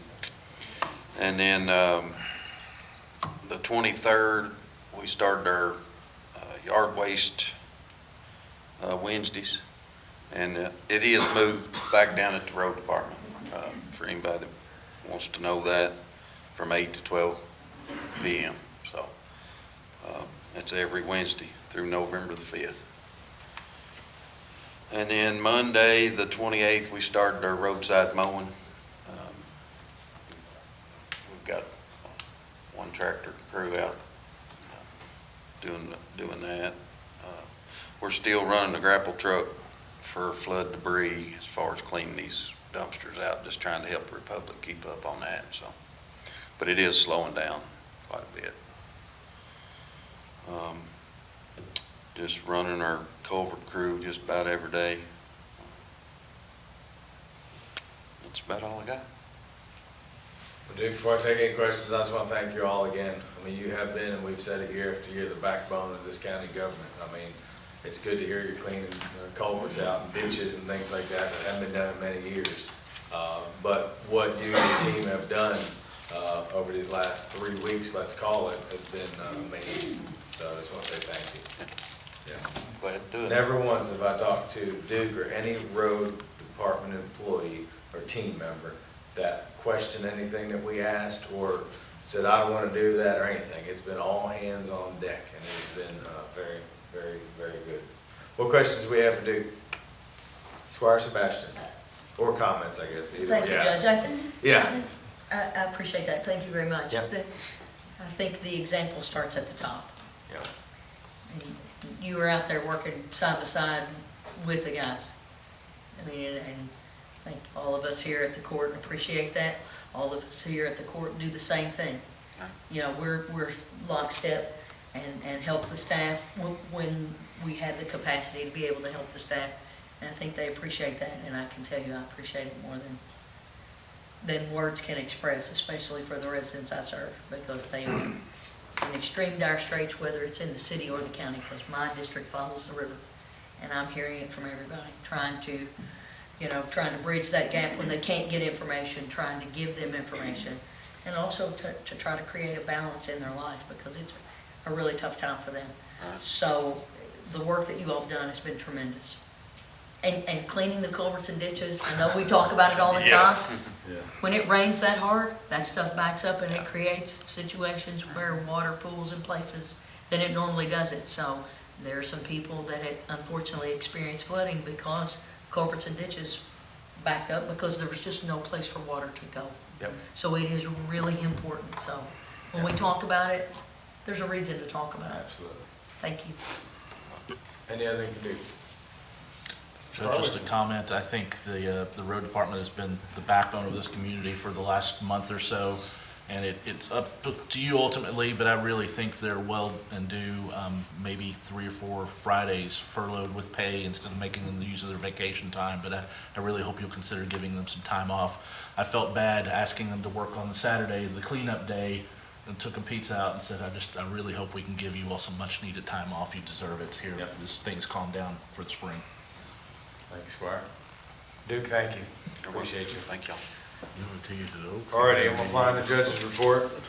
But again, in addition to the road department, I want to thank all first responders, Governor, Team Kentucky, I mean, we had the SBA, I mean, Red Cross, FEMA, so many people to thank over these last 3 weeks. I don't even know where to begin. I'm gonna have to come up with a big thank you list because it's a lot. It is a lot.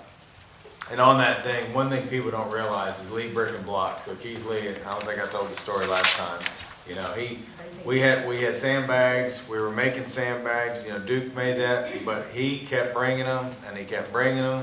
And I think they donated over 5,000 sandbags, $20-some thousand the day it was happening. And when I went down there near Capitol Avenue Bridge, and they built that big thing, 6 foot tall, there near the, but let me tell you, that water was up to the top. And if we wouldn't have had those sandbags, a lot more of downtown Frankfort would have been flooded. So I can't not thank Keith Lee and his team for stepping up and being there for the community. So, I don't know what Andrew has and what he doesn't have. On the 16th, James K. in Woodford County and I did a video there. And believe it or not, what I didn't know, behind us is where the road collapsed on Glens Creek. The state's fixing it. So they haven't communicated with me at all. I mean, they're putting stuff in the ground, so they're just working away. But it was good because he and I have talked a lot during this storm, and a lot of other county judges. It's been nice because they've gone through it too. I think over 200 homes in Woodford County. So it's been nice working a disaster and having support from other people around us. 17, we had a chamber dinner. On the 19th, we had, I don't know what pictures Andrew has. Andrew, you want to keep flipping and let's see what's next? If you don't mind. was a little busy today. I didn't get a chance to. Okay, there's the funny picture out of all the pictures. So that was the gala. Tommy Haynes got a great award. Sheila Mason got a great award. Garrett's Garage, which Jack's real happy about, I think got Business of the Year, and I'm missing a couple, but it was a great event. And then on 19th, we had two events. We had the Earth Day celebration over at Liberty Hall. And then we also had Reforest Frankfurt. They did a little bit different this year because obviously they had bought all the trees, but couldn't get them planted. So I think they gave them all away. It was a really good idea. I don't know who had it, to have it at the farmers market. So it was a great event. On the 21st, I went to the COCO, the Capital Ovarian Cancer Organization. They kind of have their celebration, and that was a nice event. Also on the 23rd, had the Main Street cleanup. I know Allie did a lot with the Kentucky State students and a lot of us from here. The 24th, Franklin County Health Department had the grand opening. I'm not sure what that's on there, Andrew, but we had the Health Department grand opening. They were showing off their new space, and Andrew, you all over the place tonight.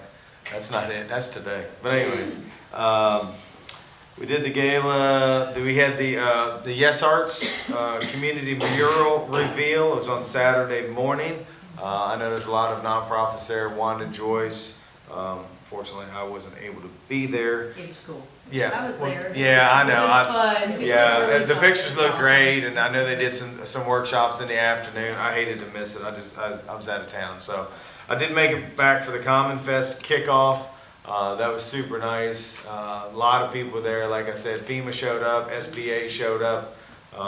There's a lot of people. It's a little different this year, just talking to people, and Thunder this year was canceled in Louisville. It's been a little different for everybody, but we're still making the best out of it. And I know Saturday morning's our big derby thing here in downtown Frankfurt. And then on today, I had the plant board taping, and I was actually to take Danny came with me. There he is there. So he's with FEMA out of New York, and he kind of went on there with me and talked about pretty much what Nicole talked about, what they can do for our community and being involved. So it was a great program this morning. And then Squire Dykes was with us today. We had the groundbreaking of the new Elkhorn Elementary School today. So that was a really nice event. Had a lot of people there. Congressman Comer's field rep was there, in addition to our new state rep, Erica Hancock. Deputy Judge Jack Kennedy was with us, and Squire Kelly Dykes. So that was a great event. And then, Andrew, did you get time to get the last thing up there I sent you? There it is.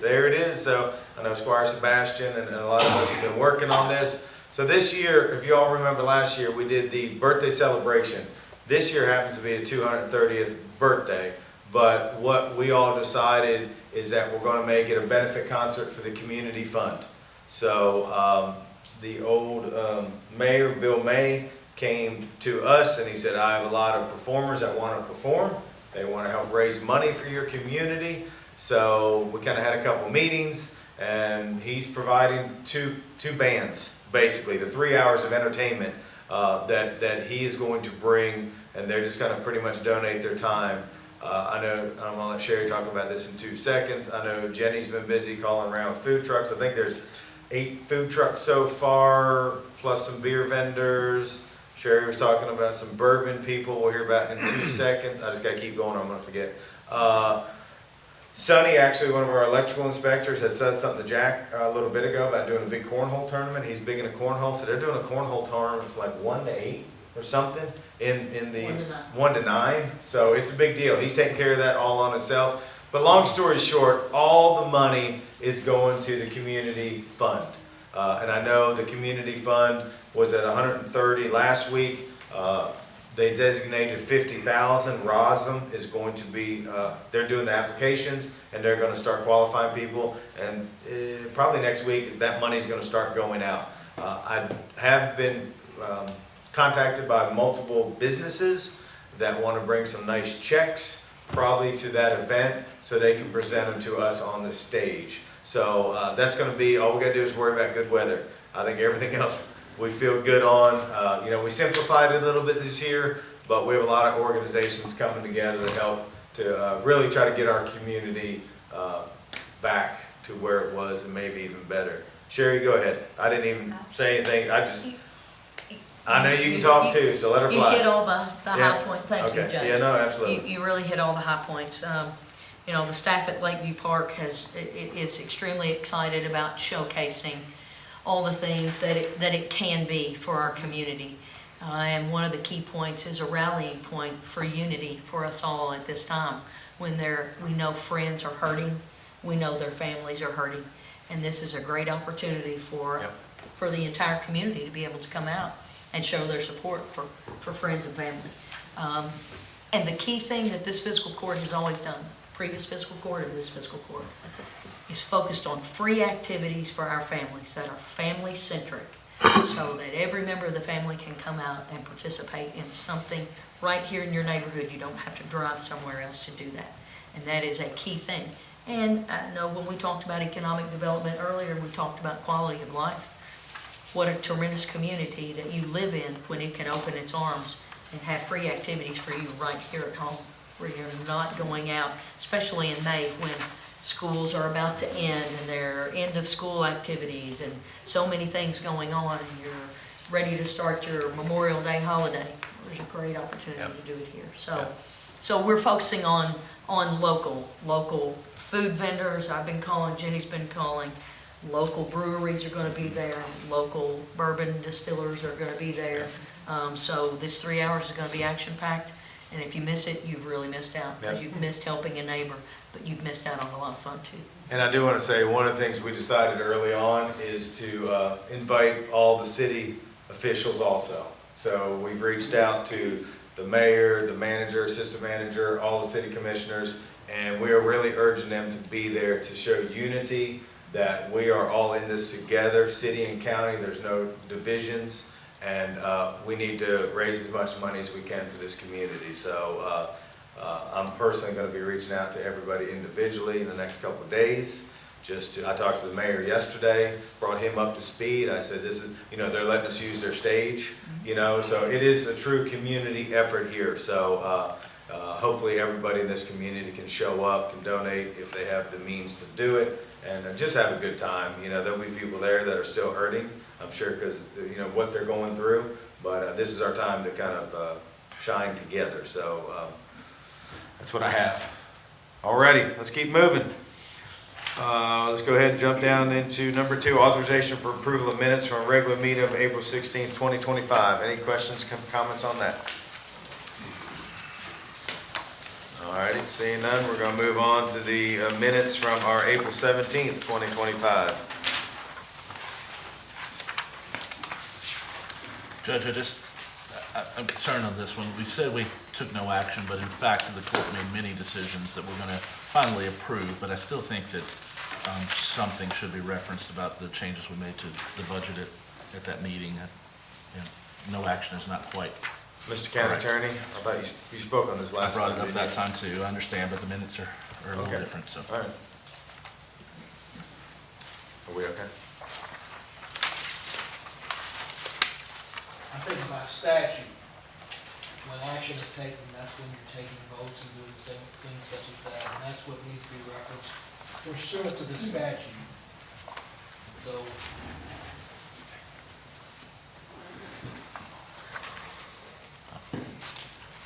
I'll keep voicing my concern that we don't include enough in our minutes. But. Okay.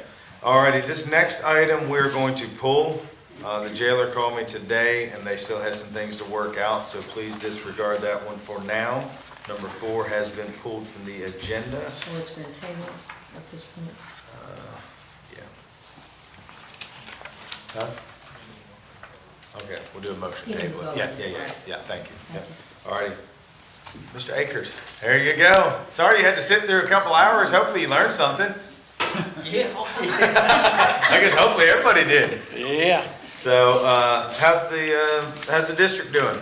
District's doing real good. There's a few things that we done in the last couple months. One of them was a scrap, with the cleanup days. That went real well. We also had tree giveaway. We gave away, I I think, a little over 1,000 trees, so Nice. that went real good. Of course, right now,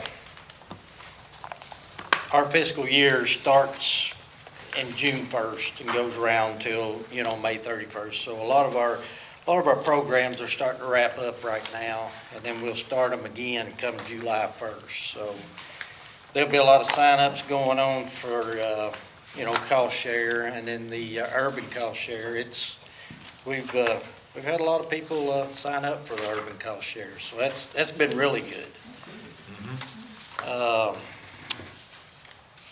Let's see, it's pretty much,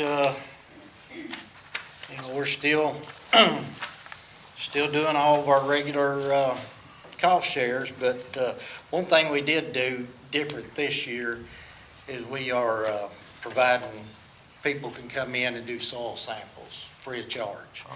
So you can go through the extension office, just bring it in, and we pay for it. Oh, nice. So, and that could be, urban gardens, anything. So that's one of the new things. Other than that, anybody got any questions on the budget or the plan of work, or? Is there anything you all need from us? Because I look at this as a partnership between the, Conservation District and the Fiscal Court. Do you all think of anything you need from us, or are you all okay? No, I think everything's been pretty smooth. Okay. I was hoping you were gonna say that. No, we appreciate everything. And like I say, we appreciate all you all, so. But everything right now is going pretty smooth. Bar Sebastian. Thank you, Judge. As always, thanks you so much for coming. Appreciate that time. Yeah. Can you tell us a little bit about what an individual might need to bring in for soil sampling who may not be familiar, and do they need to call first to let them know that they're coming, or just come with it? Because it is important with gardening season getting ready to kick off. It's really important. So mostly, a good soil sample is about 6 inches. Okay. So you can take a probe, you can take a shovel, anything, just get about 6 inches deep. And then just a little bag, and anytime the extension agent or extension office is open, they'll take it. Okay. And then they'll fill out your name, and you'll probably, I don't think they mail them anymore. I think they'll give you an email, and it comes up and shows you what all you need. So. Okay, great, thank you. Should that sample be taken in several different spots? If you've got a big field, I would suggest you take it in several spots, and then mix the dirt together, and and bring it in. But that's really a good tool.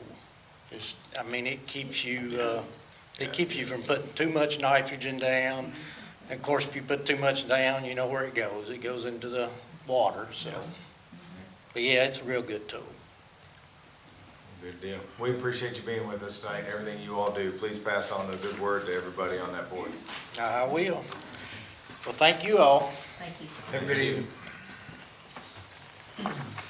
Duke, you trying to spend some money on us? Yes, sir. You got a smile now. Look at him. Do you want to get a little background information, or you want me to? You go right ahead, sir. Yeah, I figured you'd say that. So basically, as part of the road department bid, then Jim Codell apologized. He threw out one of those meetings that they could just reskin that existing mechanic building. When it came to it, they realized they couldn't just skin it because of engineer reasons. So I believe a couple of magistrates, maybe 2 sitting over there, had said something to Duke, because another option when we're looking at that project is just knocking it down and building a new pole barn. So basically, we've talked to Codell about just crediting us the money back, what they had for reskinning that building, and here we are. Yeah. Is that good enough? Yeah, so we're just requesting to, for the court to approve us, put it out for bids. Yep. And then, see what we get back and take action from there. So I basically, think it'd be a lot better. I never did like the idea of reskinning that building anyway, but. So basically, you all would take it down, you're proposing, you all take it down, we can scrap all that steel, so there'll be a little bit of money there. Right, And then it'd then be you would built use right the back. existing pad Yes. to build the pole barn on, correct? That's correct. Well, The make sure. pad's in good shape, so. Yep. I think at the end that we'll have a whole lot better building. Okay. That one's just in such bad shape. The metal that's on it's rusted, the insulation's falling off of it, it's just a More mess. work than I think anybody anticipated. Squire Tanner, you had your hand up, sir. I did. I noticed in this building, there's no request for any electrical service at all, so we're gonna wire it ourselves, we're gonna have any lights in it or not? What's your thought? My thought was to address that, you know, after we see what we Not get put back that on in- Not these. to put that in the bid at all, and Well, most building contractors don't, They don't do electric. they won't do electric. They'll be, They just do the building and the insulation on. and I But don't think ultimately- that's not gonna be a huge expense anyway, because we don't need anything real elaborate as far as electric goes on it. But ultimately, this building's gonna be used for storage, That's correct. right? I mean, it's gonna be, keep things out of the weather. Shed, right? Yeah, well, it's a full pole barn. Got a shed.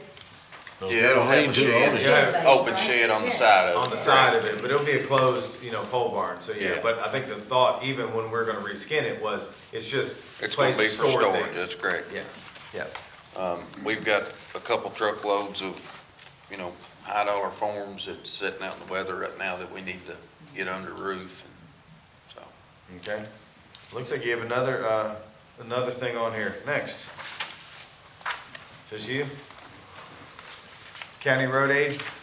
Yes, and that, I think is Belinda taking care of that? She's right out the back door there. She just walked by. She probably doesn't know we're up to this yet. If you wanna holler at her again, unless you wanna go with it. Here she comes. You're on. Oh, they've been goofing off. Here comes both of them. Okay. Duke Well, can it's go just with a it then. yearly, Yeah. renewal, isn't it? Yeah, it is.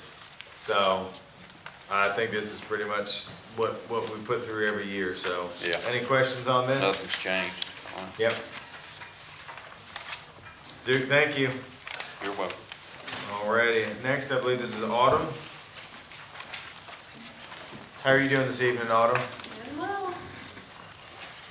First, I want to say thank you for all you and your team's help during these last couple weeks. It's been a little rough ride on a couple things, but we figured it out together, and I appreciate you and your team coming in with suggestions about how it could be better and things like that, so Thank you. thank you.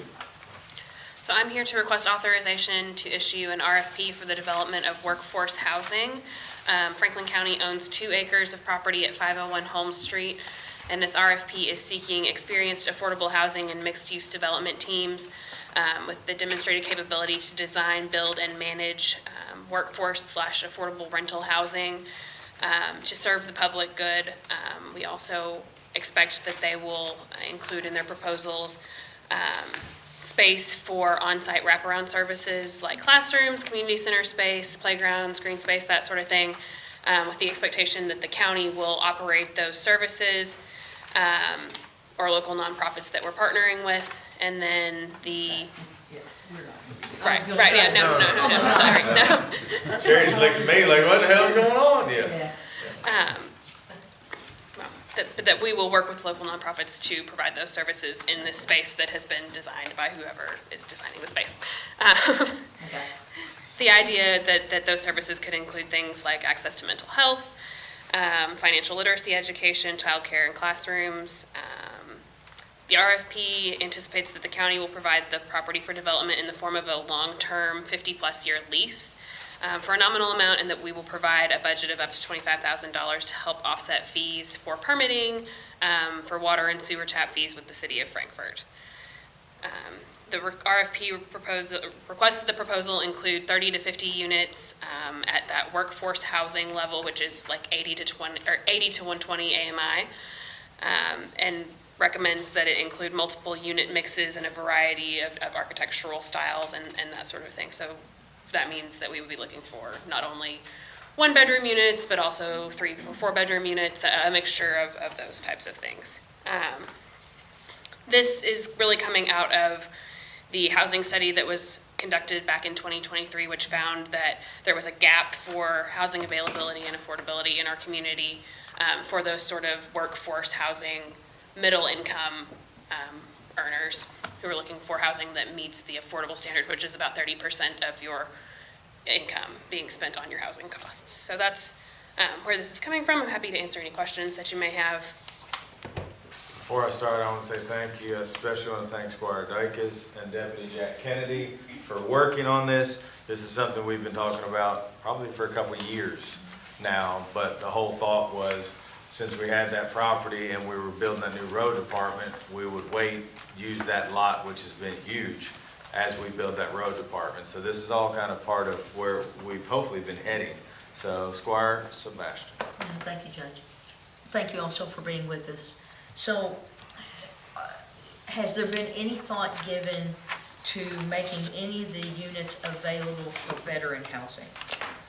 Can I So, answer that? Yes.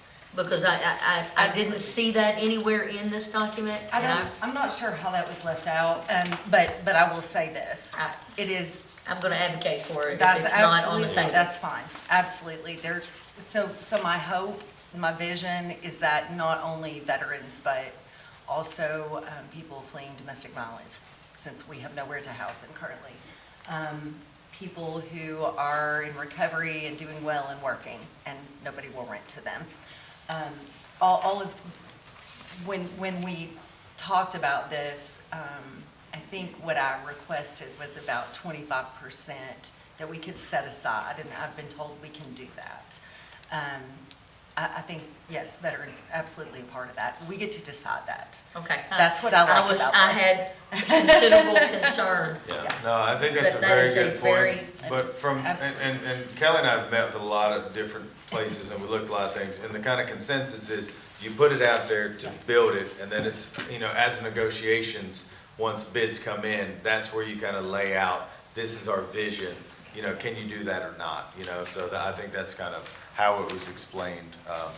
Thank you for that question, though, because I did notice Squire that. Tanner. I do have this is just a concern on the submittal deadline. You're only giving them 30 days to make their proposal. I don't think that'd be possible, actually. Well, I agree, but then the people that we talked to in this world said basically people wait till the last minute to get bids together. So you could do it for 60, 90, but it's really not gonna change anything. So that's kind of, we could take it to 45 if you all want to. But I don't think I was thinking 45 days. Okay. I don't see how 30 days, tomorrow's the first day of May. Yeah. So if y'all are okay with that, we'll change it to 45 days. Autumn, can you make note of that, please? Yes. You might have more submittals. Yeah, no, absolutely, that's a good. Even if it that's is why the last day, you gotta think about it. Yeah, Squire Wisman. I've expressed some thoughts about this, so over the last couple of years in this parcel, I really want, and I don't see in here a couple of things. One, a question would be, or because I don't see it particularly laid out in the RFP, if a group were interested in building a portion, could they make a bid proposal for some half of the property for so many units, knowing that another group or multiple groups come in together? There may be a situation that a for-profit entity works with a nonprofit that may be a church or something as an instance. Is that a possibility, or are they required to respond to the objective of the whole parcel? My thought is because it's only 2 acres, we gotta get as many forms of housing in there as we can.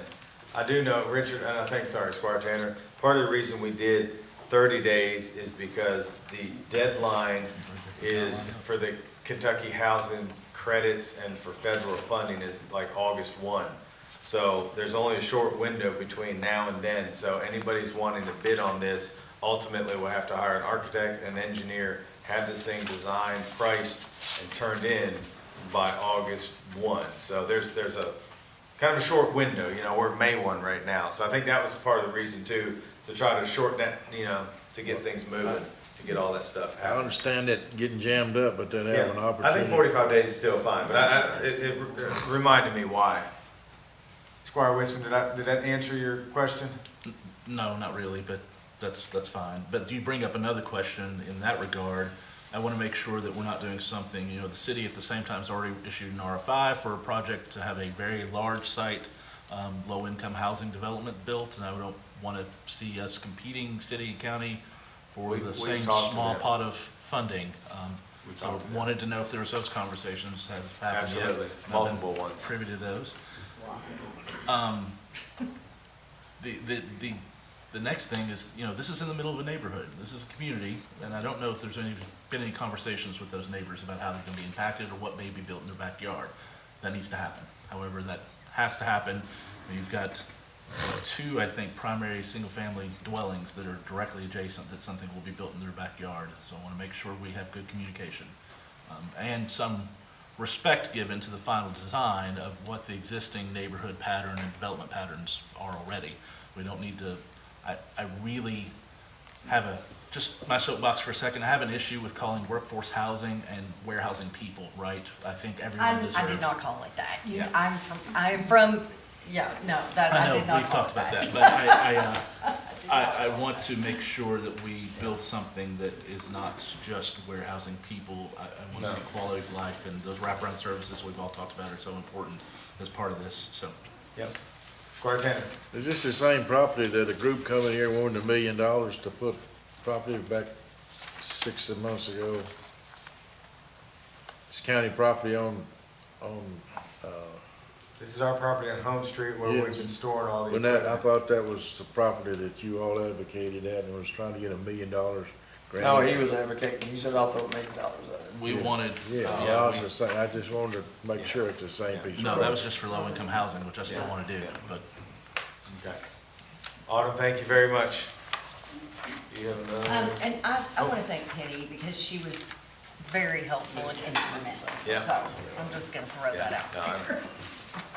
Alrighty, Belinda, I believe this is your next one. I've had some questions from a couple magistrates on this, so I know representatives here, so we should be able to answer all questions. So, good evening. Good evening. How are you? I'm well. How are you doing? Okay. Good. This is a professional services contract with ER Assist to help us maximize recovery of all funds we're eligible to receive from FEMA due to flooding. It includes a task order that for hourly billing not to exceed $50,000 for hazard mitigation and similar, y'all. It's been a day. It's Keep the same. going. We're all there. task Keep order. going. Nobody's judging. But I feel it. Not to exceed $150,000 for disaster response and recovery services.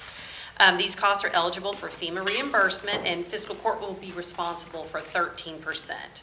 So FEMA reimburses 75, the state pays 12, the county pays 13.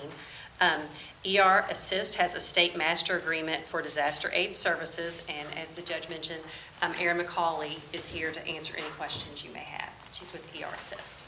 So, yeah, I'm gonna say a couple words real quick. So basically, during this whole disaster, literally disaster, one of the things that came out of it is when emergency management from the state and kind of governor's office and everybody, there's like, you all need to hire somebody to do your paperwork. It's not what you do, you don't understand it.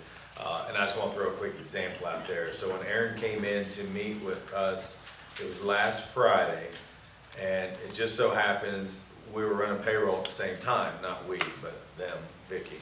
And she had a question for Jack. Jack looks at me and we're like, we're not sure. So Vicky says, well, this is how I was told to do it through emergency management or somebody. And Erin sat right there. She's like, if you do it that way, you're not getting reimbursed for all that labor. That's the wrong way to do it. So even in our, I'm gonna call it interview, I guess, meeting, she was already helping the county. So one of my biggest questions to Erin was, so your fees and your company fees, have they ever not been refunded? Because this is a FEMA thing. She said, no, never. They've always been refunded. So yes, there's money out of pocket, but I think everyone needs to realize how much money and tracking and expenses are out there right now that the county's liable for and that ultimately is going to pay for. And it will probably take a year or more to get reimbursed. I've talked to Amy about this. I mean, this is just part of a disaster. So I just want to lead off with that. So Aaron, please stand up, introduce yourself, and we'll, if you want to say anything, we can do questions, whatever you want to do. Yeah, hi. This is new to everybody. Okay, my name is Erin McCauley and I work for ER Assist. So I know that you guys are just going through this for the first time. This is what I do every day. So I've worked in Western Kentucky and Eastern Kentucky, helping with both the tornadoes and the historic flooding that we had in both those areas. And I just so happen to live here in Frankfort. So I'm happy to help my community this time. You know, obviously everywhere in Kentucky is also my community, but I'm here to help Frankfort this time, Franklin County. So I'm happy to answer any questions that you have. One thing that I just want to clarify is there is a cost share on reimbursement for public assistance as far as, you know, the projects that we submit, but my fee is 100% reimbursable, so there will not ultimately be a fee from my services. All right, questions? Carl Wisman. What I'm seeing, and I just wanted to verify if you will, is 3 independent charges. Is that correct? It looks like we have a 200,000, or is that the total? We have 150,000 for disaster response and recovery services, and then 50,000 for hazard mitigation. It's 200 total for those 2 elements, or is that right? Yeah, so there's the contract and then there's the 2 task orders. So we are able to hire subcontractors, including licensed professionals like engineers and architects and so forth under our contract. And so that would be a part of one of those task orders. The other one for hazard mitigation is for another program that is available through Kentucky Emergency Management that is funded through FEMA, and that would be for additional dollars to mitigate against future disasters like tornado sirens in the county's community shelters, things like that we can do in addition to the public assistance services. Okay. Thanks. What other questions? Oh, Judge, sorry. just Go ahead, all of these are backdated to April 8th. I wanted to make sure it's not something you had the right under emergency declaration to go ahead and enter these contracts, and then they need to come back to be approved, but we're just approving them for the first time. Is that right? So we talked about that, and yes, I have the authority because we're in an emergency declaration, but I thought it would be respectful if I didn't have to sign it first. So Erin, you know, and her company agreed to go ahead and already start working without a signed contract. So I have not signed the contract, and, you know, hopefully we'll. So the 8th that we're backdating is correct still? Yeah. Okay. Yeah. Okay. Any other questions? And I will say, just let the court know, and this came up on Friday, I guess we had a meeting. Obviously, probably our biggest building that's been affected is our courthouse. And so we have been in meetings literally every other day about the courthouse. So we're still unsure who, what, where, things like that. So that's where Erin's gonna be pivotal in helping us navigate that, because we had a 2-hour meeting on Friday. Judges were in here again with another couple-hour meeting. AOC's here. There's a lot of moving parts. Who's doing this, who's doing that, who's paying for that. So I appreciate her and her company helping us navigate things that we've never done before, and hopefully we'll never have to do again. All righty, Erin, thank you. Okay, thank you. Thank you.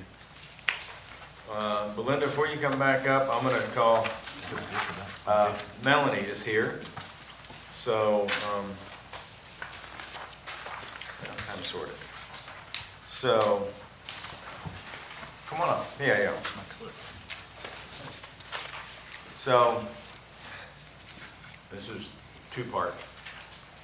So this is something that we've talked about for a while. Melanie has come up with this document to share with the court. Max came to me earlier because he's been working on his own document, but he's been extremely busy with this whole courthouse debacle and everything.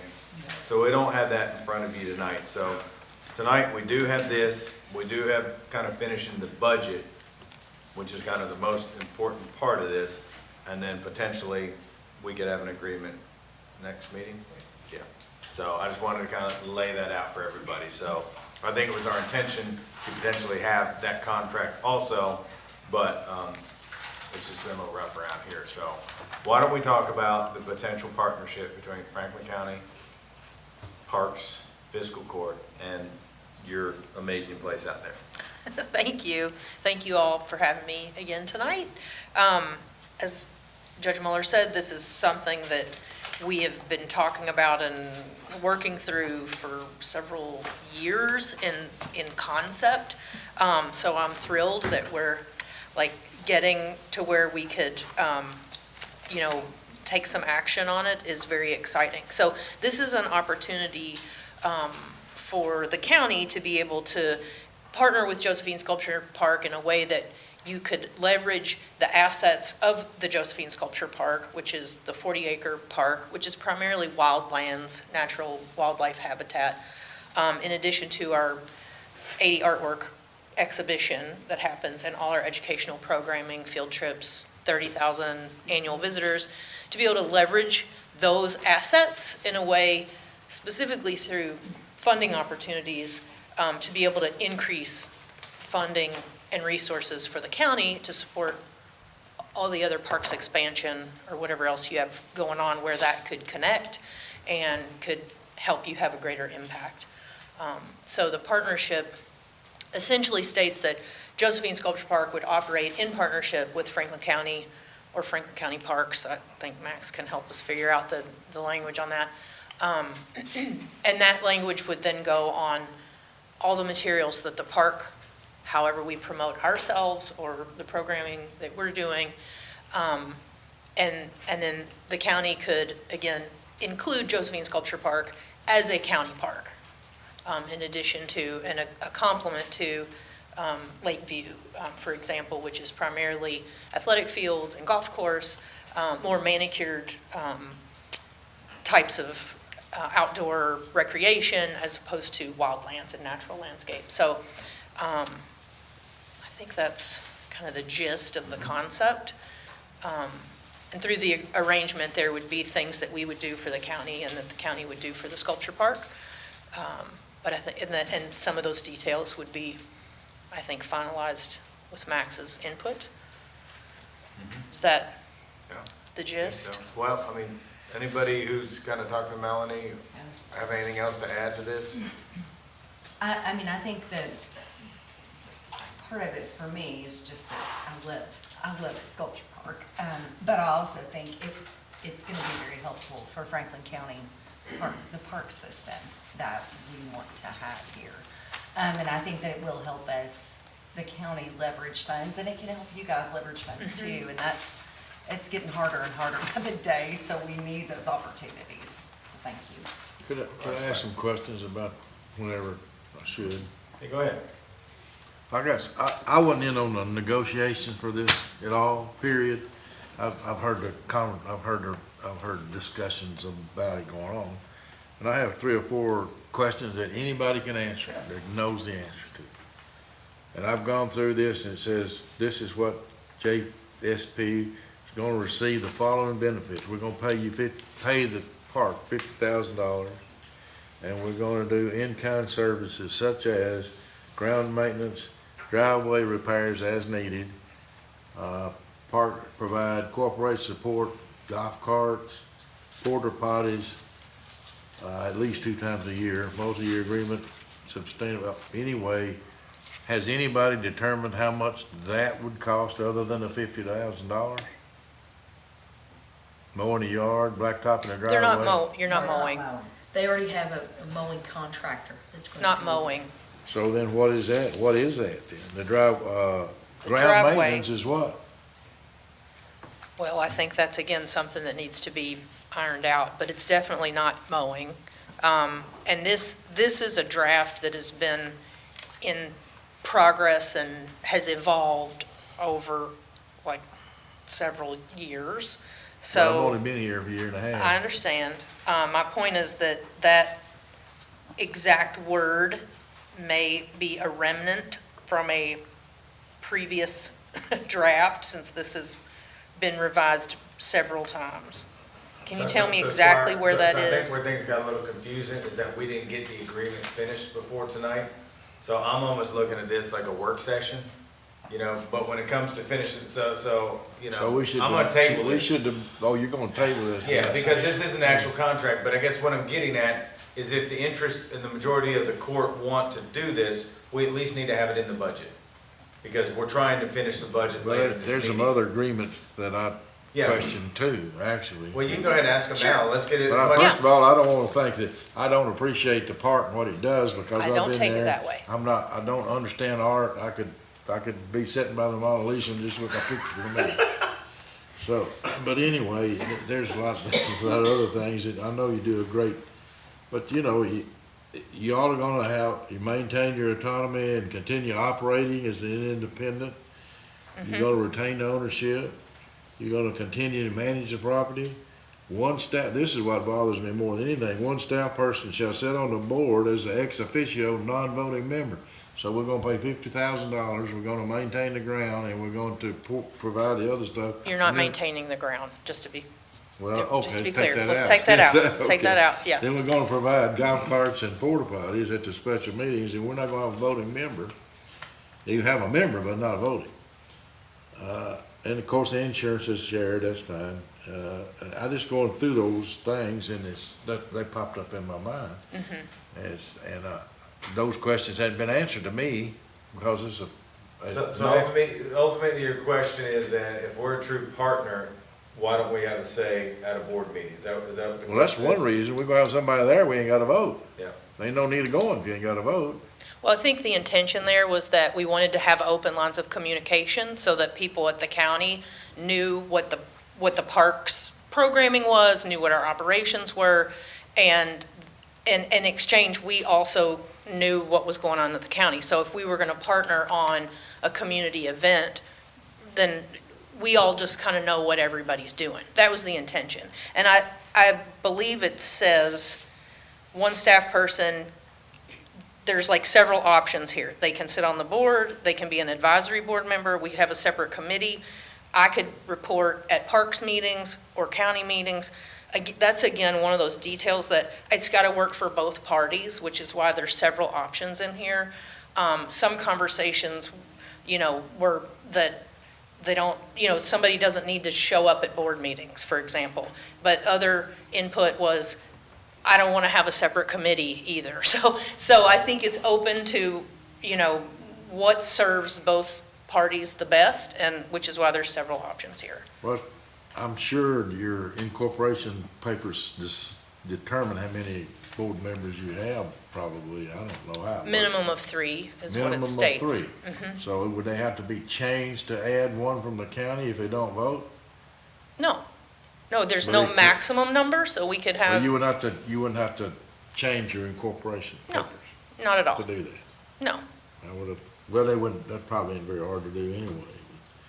Anyway, I just had those questions. Yeah, and it's- sure. To me, I don't, it's an asset to this county, but I don't know, it's you're asking, and we need to figure out what our benefit's gonna be. Because we're gonna spend more than $50,000 at best.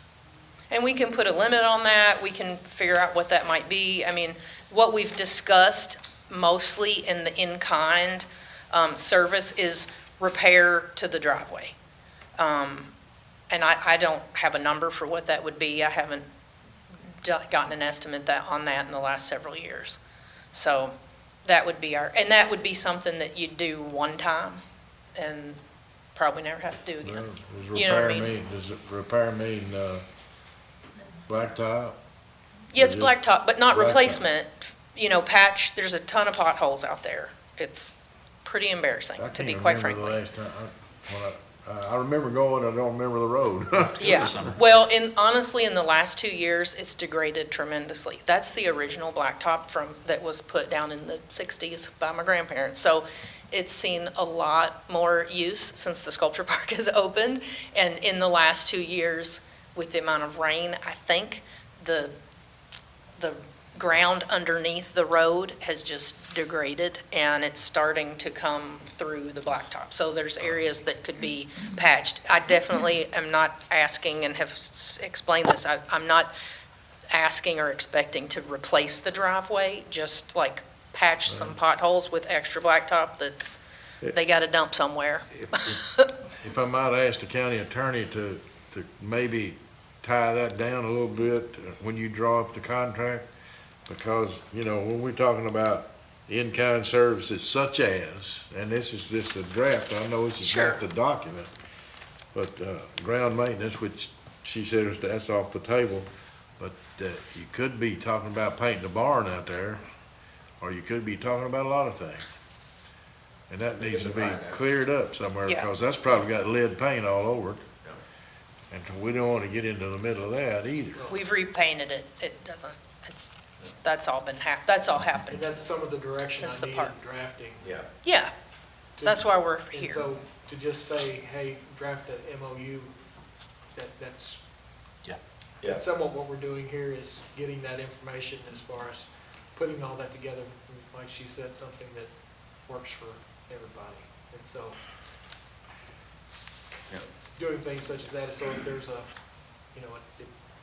maintaining the drive, or, helping to upgrade the driveway, including things such as, but not to completely redo the driveway. I mean, Yeah. So if that's the will of the court, and, we can talk about all that, so. Definitely. Well, I think it's, this is me personally, I'm not speaking for anybody except me. I do understand the benefits of that park out there. It brings people, especially our children going out there, and people like me who don't understand art. I just go out there, and it's nice to get out of the house. Absolutely. So, but it seems to me like my job here is to make sure that we're not signing an open-ended contract with, and I know you got good intentions and will do the right thing, but sometimes if it's written down, it's better than not be written down. And we can get that worked out through Maximum. Like I said, we'll table this tonight, but most of it for us is, I think Squire Sebastian had her hand up first. It's okay, you can let All right, everybody. Squire Blackburn. I was just, when we're talking about the driveway, we could have our road superintendent go out and take a look at Yeah. it, give us an assessment. But one thing I'm wondering about, and I think a lot of people don't understand, partnership with assets to increase funding, and maybe that's something our grant Belinda writer could talk on. could talk about and explain to where we can maybe get a better understanding of that. And I think what comes, come on up, Linda, but what comes to mind for me, obviously, is our park master plan, where we have that huge amphitheater there in Lakeview that we all have a desire to build. And so, Belinda, we've talked about that as far as being able to use some of her statistics. And we don't have a presence on the west side either. Yeah, well, that's true too. Oh, yeah, we do. Yeah, go ahead, Belinda.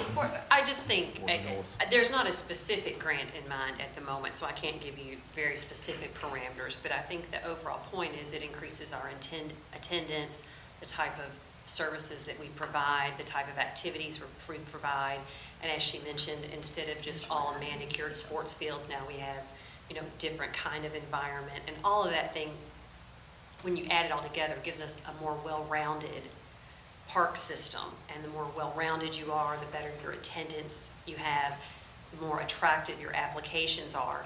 When people are looking at us, is this a good place to put our money? Someplace that would be successful in different types of programming and with more attendance and public use.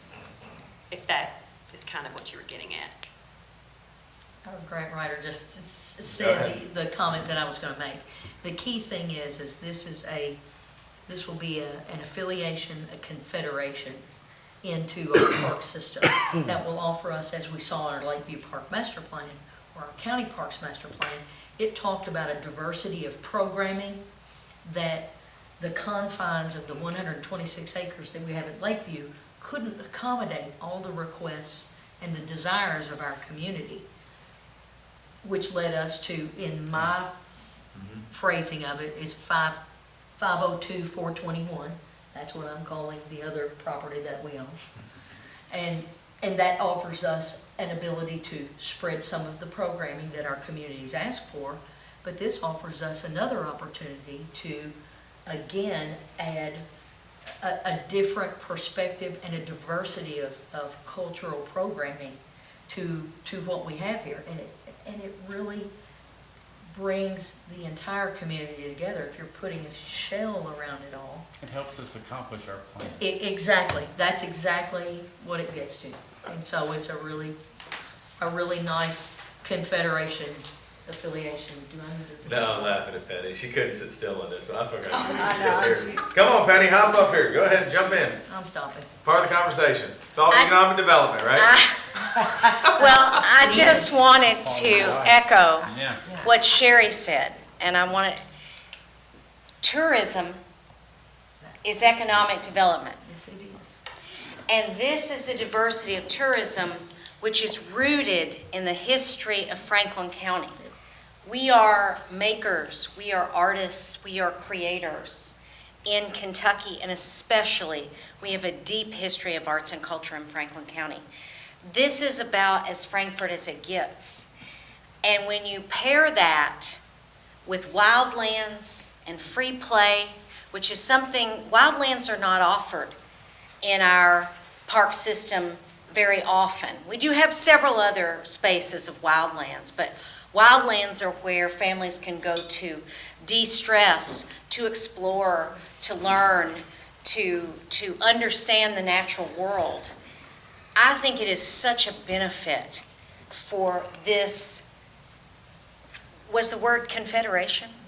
Yeah, that, it's a beautiful description, because I can't wait to talk about this as not only a community asset, but as part of our county park system.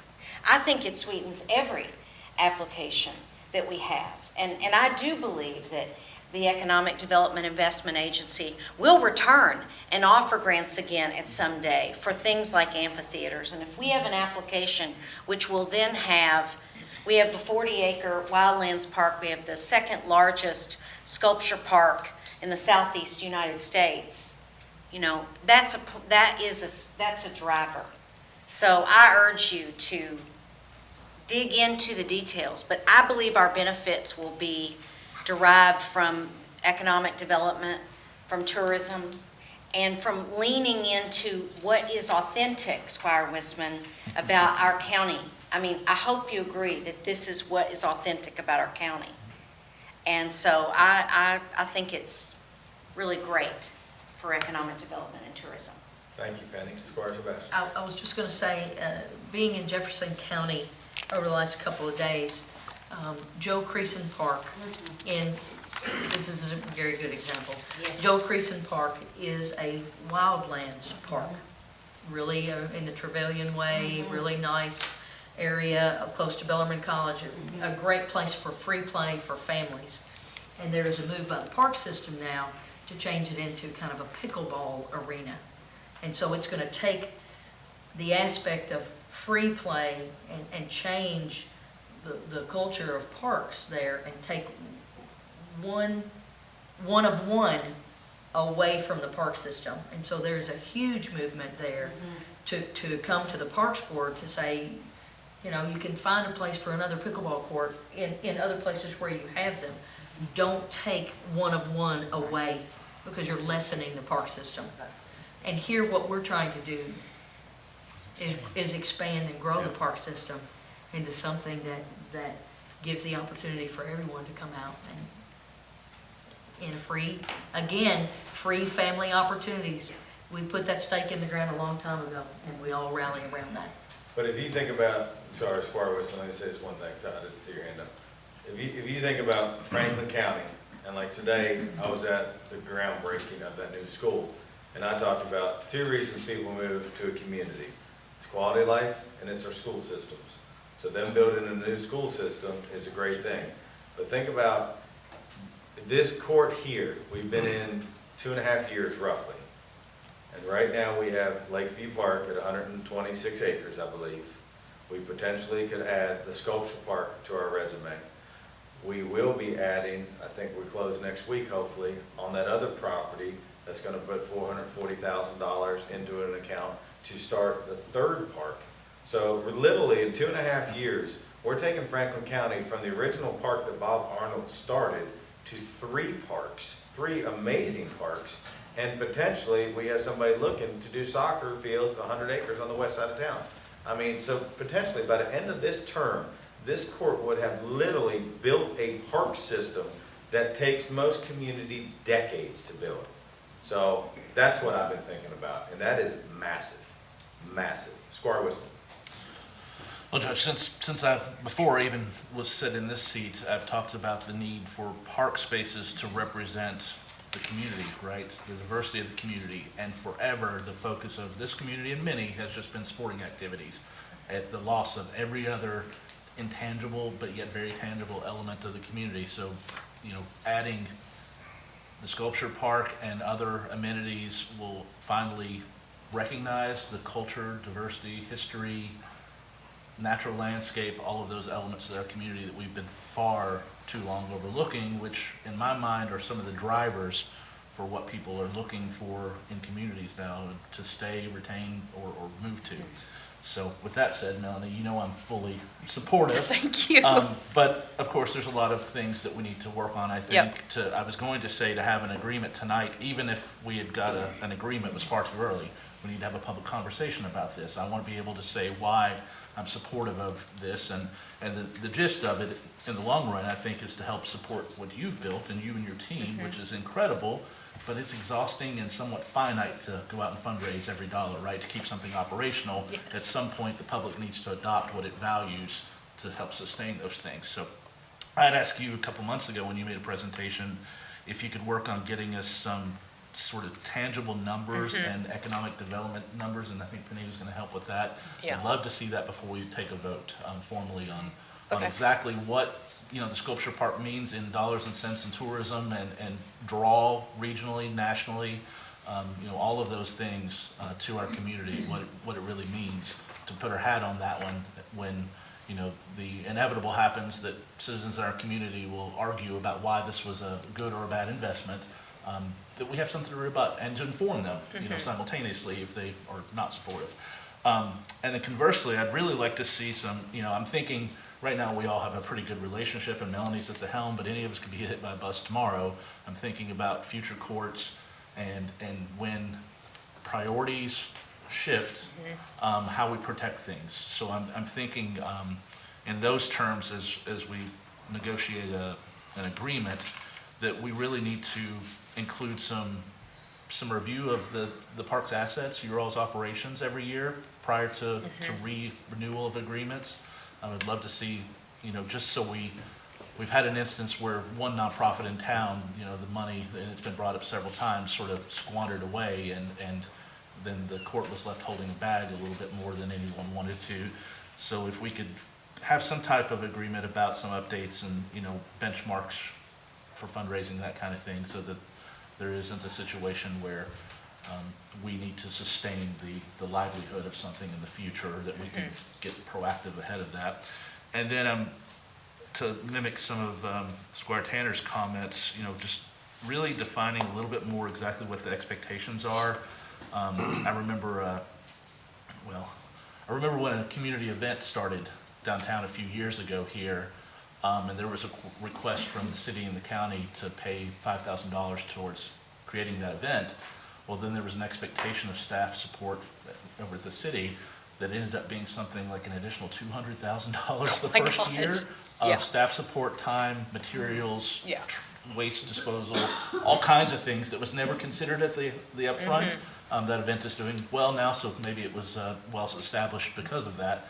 But, you know, some of that creep that happens really needs to be defined a little bit more. And, you know what, your agreement talks about how we can expand beyond the existing parks footprint to integrate some of the programs in some of the other county park spaces, and I hope that we're going to have, beyond what the judge has talked about, I have some priorities. You know, I want Red Bridge and Schweitzer Bridge, among many other things, to be additional county parks in the future, as well as many integrated trail systems and rail trails and so on, and maybe even a couple of historic bridges that seems to be a topic of discussion right now. So, you know, just if we can define a little better what those expectations are, and I think that really needs to be a meeting independently or with the whole court maybe to flesh out some of those. But I'm imagining that it is exactly sort of what your budget details and where there may be gaps in the future if programs are not funded by fundraising initiatives, you know, what the expectation would be in terms of this court for the contribution to have so many minimum events per year, public access defined, what that looks like, times and days, and, you know, that kind of thing that isn't part of the scope right now. But if funding, we don't know what the future brings, funding may dry up at some point and we have limited hours, you know, what does that look like? What do we get for our contribution, I suppose, is what I'm saying. So, you know where I'm going. Sure, yes, Sorry definitely. to talk a lot, but thanks. That's okay. Can I wanted to kind of get back to Squire Tanner's question that I think maybe helps provide some tangible kind of values. You know, the annual operating budget of the sculpture park is just over $650,000 a year. So for $50,000, which is less than 10% of our operating budget, you would be able to leverage the asset of the entire park. So what it would cost the county to manage a 40-acre park like we do would be over $650,000 a year as compared to the $50,000 investment that we're requesting. Well- In addition to the land, the value of the land, if you were running your own park, which is about $2 million. Well, I never thought that the county could provide the expertise to run a program like this. Well, thank you. That is an added value to. No disrespect, Charlie. Yeah, totally not. Charlie and I are good friends and partners To me, in many ways, but that's another asset. A golf cart and a golf club is art to me. Okay? So, I wouldn't expect the county to ever venture into trying to run a sculpture park, period. We may have people qualified, but I know That's where what we're one here of them for. is not. Yeah. I know where one's sitting that is not qualified. But my job is to try to watch out for counties' $50,000 and what we're gonna get back for, and the other things we've offered. I'm certainly not trying to run the park, but, what I saw technically intangible, we was gonna have, and this is all, Mac's gotta finish it. And I just wanted to, what I would like to see him finish is things that are hardcore, like he's talking about. I may get hit by a bus, or you may get hit by one, and this whole thing go to pot. But, and it needs, if it's written down, then it won't. I agree, 100%. It needs more. So that's, clarity. it's where it needs to be, is this needs to be clear. Of course. I prefer us have a voting member rather than a non-voting member, but I don't know who that would be. It says I don't staff, either, and I but think guess it's it would kind be of, Charlie. I don't know. that Who would be a question maybe for an attorney also. That was recommended from a conflict of interest standpoint, and, again, some of those things are above my Maybe pay it should grade be because I'm just not an an- attorney either, but Maybe the word shouldn't be staff and it should be member, appointed member. for sure, Yeah. yeah. Melanie, thank you. Oh, we got more, I sorry. just want to add one thing. Go back. I would even entertain the thought of, Microphone, please. Thank you. I would even want to entertain the thought, as we're hashing this out and making this MOU, that Melanie or a representative from Josephine would sit on the park committee. Yeah, we have talked about that, absolutely. Her or one of her staff members Yeah. would, yes. When we had the last kind of meeting, Squire Donkus was there, the judge and I were there trying to at least advance some information to the court, because that's really what we're trying to do, is advance information to the court. There were a lot of things that we discussed, like number of programs that the county could host there at the park and utilize the space, membership on the committee, and correlation because of the affiliation, so that we all understand programmatically what's going on, because the face of Franklin County will be attached to that, for good or for bad. So those kind of things, to some of the points you all have raised, are definitely things that we need to get out there that this doesn't address, but it needs to. So this is more, as the judge said, to give the court an idea of what that affiliation and confederation would look like for budgeting purposes, so that it gives our county attorney the time to walk through all the things that everybody's brought up tonight to make sure that they're in the document, which is exactly to your point. Is there a hand up over here? Oh, Squire. Melanie, the last meeting that we didn't take action, but we did, we allocated numbers, put $10,000 as an earmark in the budget that we're looking at tonight. I'm wondering about, 50,000 was the request. Is there a negotiating point that there's a certain minimum that needs to be financed through this court to entertain this, or is there a entry level that we can work on into the future? What is your expectation, or your board's expectation, I guess? I think the 10,000 request, has been our annual request through the charitable support of nonprofits. That support directly supports programming at the sculpture park, the symphonic stroll, field trips, that kind of thing, concerts, artists in residence. This $50,000 request is not, we did not submit that through the charitable support that the county gives, because this was seen, well, two things. One is, this is for general operations, not programmatic support, so it's totally different money and would support, staff, our mowing, utilities, grounds and maintenance, that kind of thing. But it was also because we were thinking about this as part of the park's expansion and not as charitable giving. This is more of an economic development initiative, supporting tourism and expanding parks, and so they would be two separate. I mean, that's why I didn't ask for 50. This is a partnership agreement, not a request for support of our nonprofit, So if that makes sense. You're getting to what I was trying to get to, that there would still maybe be a need for this court to support some of those programmatic things that we've supported in the Yes, past, in addition that to would be this my agreement, request, yeah. To sustain the park indefinitely and build Yes. upon well, quite frankly, the way I'm looking at it is if we need to take on some portion of the financing of the operation, so you can work on some important things like creating an endowment that sustains it in Thank you, perpetuity. yes, and we are working Yeah. on that. But yes, that would, that is part of this, is that the park, for the 16 years we've been in existence, has raised the money to grow and sustain ourselves every single year.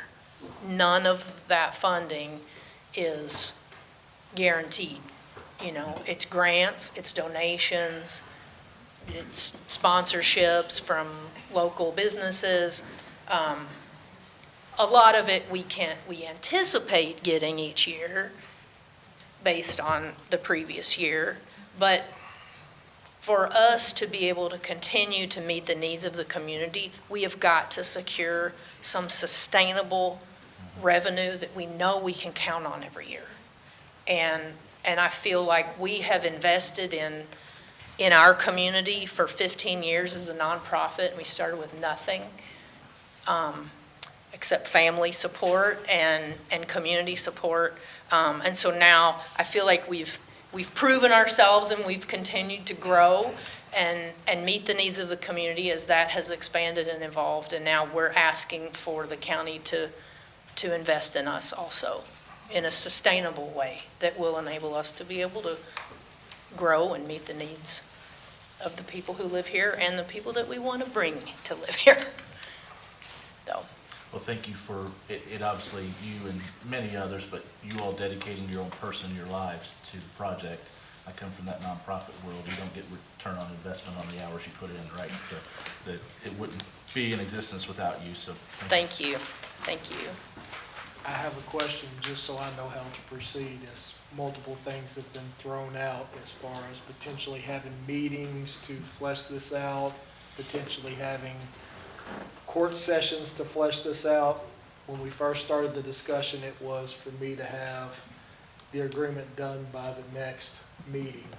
If we're talking about multiple meetings and park committee meetings and everything else, I just need to know how to proceed, as we talked about. In theory, I don't think we're in a huge rush for that. I mean, ultimately, we're talking about money tonight for the proposed budget.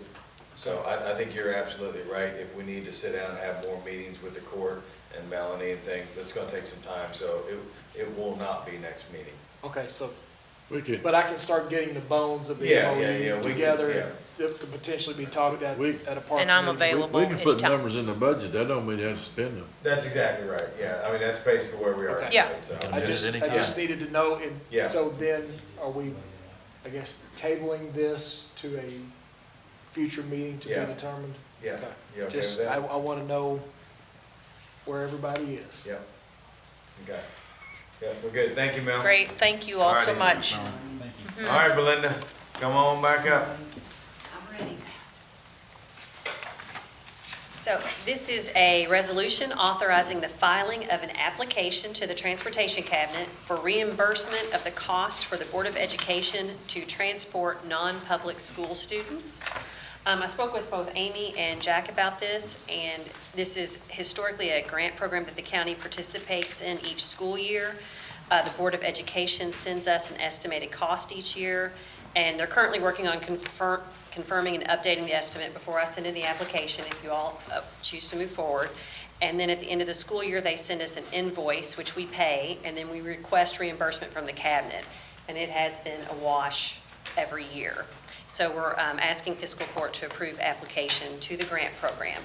So if it makes sense, it's kind of a two-prong approach. I send a letter saying we're intending to do this for next school year, and at the same time, we'll also be getting an invoice next month for this school year, which we'll then send in for reimbursement. So we're working on this year and next year both through this. Hey, Blend, I'm just curious, how does that number compare to what we did last year? Do you remember? Last year, the 23-24 school year was $31,304, and the estimate for this year is $33,305. So it's pretty close. Okay. And I should have an updated estimate for next year by the end of this week, but I don't have to send all that in until June. So what I have to send now, after you all approve this, is just a letter saying we do intend to apply for this again next year. Any questions from Belinda on this? All righty, next.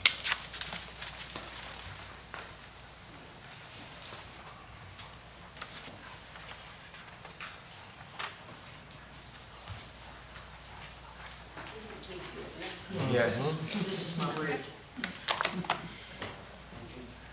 So this is authorization to apply for the County City Bridge Improvement Program grant through the state. And we'd like to use the grant application for the Farmers Lane Bridge.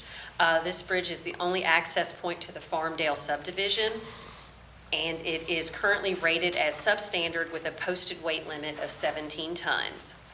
If awarded, the grant will pay for the construction cost to preserve the bridge, and the county will be responsible for the design and engineering cost. There's not any anticipated right-of-way or utility costs with this project. And so we're asking for Fiscal Court's permission to apply for the grant, and do come around to help in case y'all have any questions about this in particular. So you weren't here yesterday before we take questions, and Jack and I were in a meeting with HMB about something else. So we brought this up. Mm-hmm. And my question to them was, why do we need you all to do this when we have Belinda? Right. They answered it very easily. They said because the structural engineer has to do the application and all the legwork. So Right. we're not legally able to do Right. this grant No one wants me application. doing engineering sketches Yeah. for structure that people are gonna drive over. That's not good. Well, I thought maybe Duke had a little bit of artistic in him now. So I did, it's about $4,200 the application fee. Yeah, and so that's the next Yeah. item on the agenda. But specifically, they have to provide sketches and Yep. applicable drawings and specification standards, as well as a very detailed cost estimate. And so Yeah. that's what He said it's HMB is very, gonna do very for us. detailed. Right. Yeah. So I just wanted to add that. Squire Wisdom. Judge, I just wanted to ask, in the 4 trainings I've sit through about this fund program, there's been conversation almost every time about assessing all of your needs in the community. And I understand we have 4 weight-rated bridges, Duke said, in the community currently, but I'm concerned we need to somehow, as part of this initial application, report the whole scope of what we need. Of course, it's funding independent bridges, and this is the one that's most traveled in the county. I understand 2 bridges are in my district that need to be replaced, but there's always been that commentary out of the transportation cabinet presenter that we need to get a bit of a scope to them of the total projects that are needed, because they're using those, in the last presentation I was at just a couple months ago, they're using that information to sort of take a snapshot of the need statewide to present to the legislature to fund this program specifically.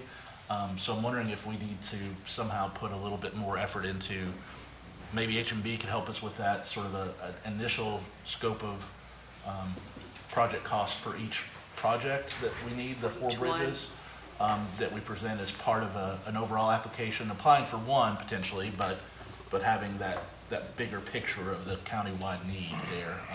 And I don't know, like I said, it has been a bit of a suggestion every time that I've sat in these trainings in the last 2 years that they've been talking about this program, but there's also been some vague guidance in those presentations I didn't see too, anything like that in the guidance. When I did speak with the state about this, they seemed to like this one particularly because it is the only access point. Yeah. And so that would make it a more favorable application. So I think that was the main reason we have selected this one. I mean, Duke can speak to that. I don't know that much about the other bridges, but they did lead me to believe that this would make our application more attractive, because obviously we can't strand an entire subdivision Yeah. with a substandard bridge. If it were to fail, we would really have a disaster, so. Maybe worth a conversation, at least with Absolutely. the State Department and H&B potentially, about if they could give us just some, I would like to know personally, just, you know, what we're looking at in terms of those 4 county responsibilities of cost-wise that are inevitably coming. Well, sure. For No, us. I So don't think that's a bad idea at all. I did not see that in the guidance, but I would be happy to ask them about that. It's been some of the commentary and the questions and presentations by, I can't remember the primary person's name Bobby at the Joe. state. Yeah, Bobby Joe. Yeah. Yeah, that's said that specifically her last presentation got into a little bit more in Lexington, that there was they were requesting sort of snapshot of the need per county so that they could really put together and she had a big board that she put up about the county needs, and Frankfurt was 0 because we hadn't submitted anything yet. But sort of what the snapshot was for road maintenance needs statewide, particularly in terms of bridges in this program, so. Okay, that's good to know, okay. All right, Belinda, next one.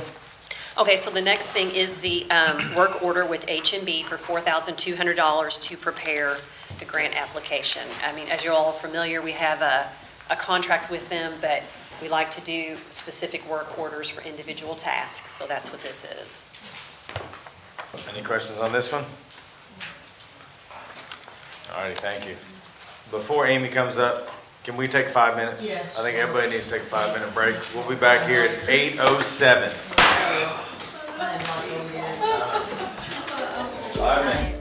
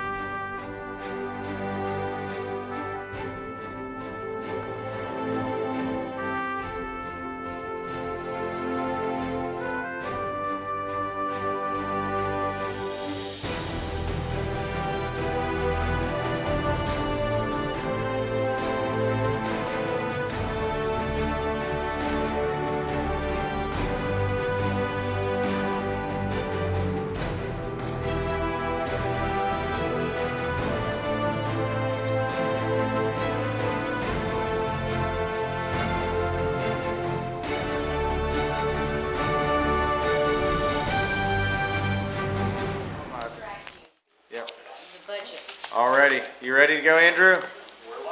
Alrighty, thank you very much. We are back in session. Thank you for the break, court. And now we have our treasurer, Amy Plotman, with us, so go ahead. So this agenda item is a budget transfer. There is a change. In your packet is $58,000 to transfer from one of the jail expense line items to another. They've increased that to $100,000. They do have the money available for that transfer. Jailer Hopper sent that request in yesterday. Is it coming out of the same fund and going into the same fund that's listed? It's just a Yes, different number? yes. Okay. I'm sorry, what's the new number? Microphones, please. 100,000. Squire Sebastian, go ahead, you had your hand up. Thank you, Judge. So what we had in our, is it for the same contracted services for SAP and SOAR? It increases from 58 to 100, or is it 58 for SAP and SOAR and the balance 42 for something else? So they need more money in their maintenance line item. They have the money in that contracted services, SAP and SOAR. So they're asking for $100,000 to be reduced in the SAP SOAR contracted services and moved to the maintenance line item. And it's my understanding that they just got approved for more SAP and SOAR. They And that did. probably has something to do with it. They got 80 down. So that pretty much doubles them. So I'm assuming that has something to do with it. I have not talked to them. I talked to Major LeMay, and he told me that good news. But I'm assuming that's what part of it. But they do have the money in their budget. They do. Okay. So Judge, I thought the allocation that we had was for the contracted services for SAP was sort of set somewhat regardless of the number of participants that are there. And I'm wondering, I'm questioning the maintenance, an increase of $100,000 when we thought we just went through all of their maintenance needs and where all those funds were going to come from for like 4 special projects. So before we do this, I'd like to have a little bit more explanation, to be honest. I think the SAP and SOAR is $10 a head, isn't it? Reimbursed. Yeah. So if you'll look at, We can pull our budget packet. yes, Find it. if you'll right there. look, well, not the budget packet, but the revenue and expenses. I'm sorry, that's what I call the budget packet, my fault. Page 8. Exactly. So page 8 is the jail fund, their expenses. So contracted services for the SAP program is the 035101-398. They budgeted 267.2. They have only used 41.5. So they have plenty of money in that account to move to the maintenance. And if you'll remember, at the first of the budget year, they had some, I believe it was, you'll have to help me, I believe it was concrete. There was also a leak in the roof. So those were maintenance things that they had not budgeted for. So their maintenance line is behind, but they have money within their budget to make this transfer. Squire Blackburn. On the revenue though, and that, we don't have that right here in front of us right now. We do. We're, It's Not in the this last packet. 2 pages, I promise. The last pages of this It's the is the revenue front. report, I Okay. promise, it's in here. so when we look at the jail, And that's on page 2 of 5. It starts at the bottom of page 2. right? So we had like 400,000. So So, it's 399, and it's 1.2, and that is the one that I pointed out to you that yes. Yeah. they're so- not receiving the revenue. So, we have it in the budget, in the SOAR program, for an expense. We also have in the budget receiving about, $1 million. And we know that's not gonna happen. So, we're effectively gonna be spending money with an unbalanced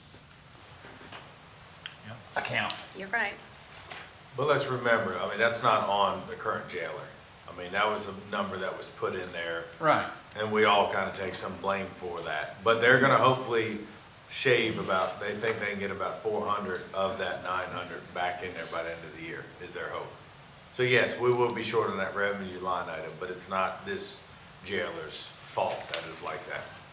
regardless of whose fault it is. No, you're right. We still have a Yeah. shortage. Yeah, you're right, absolutely.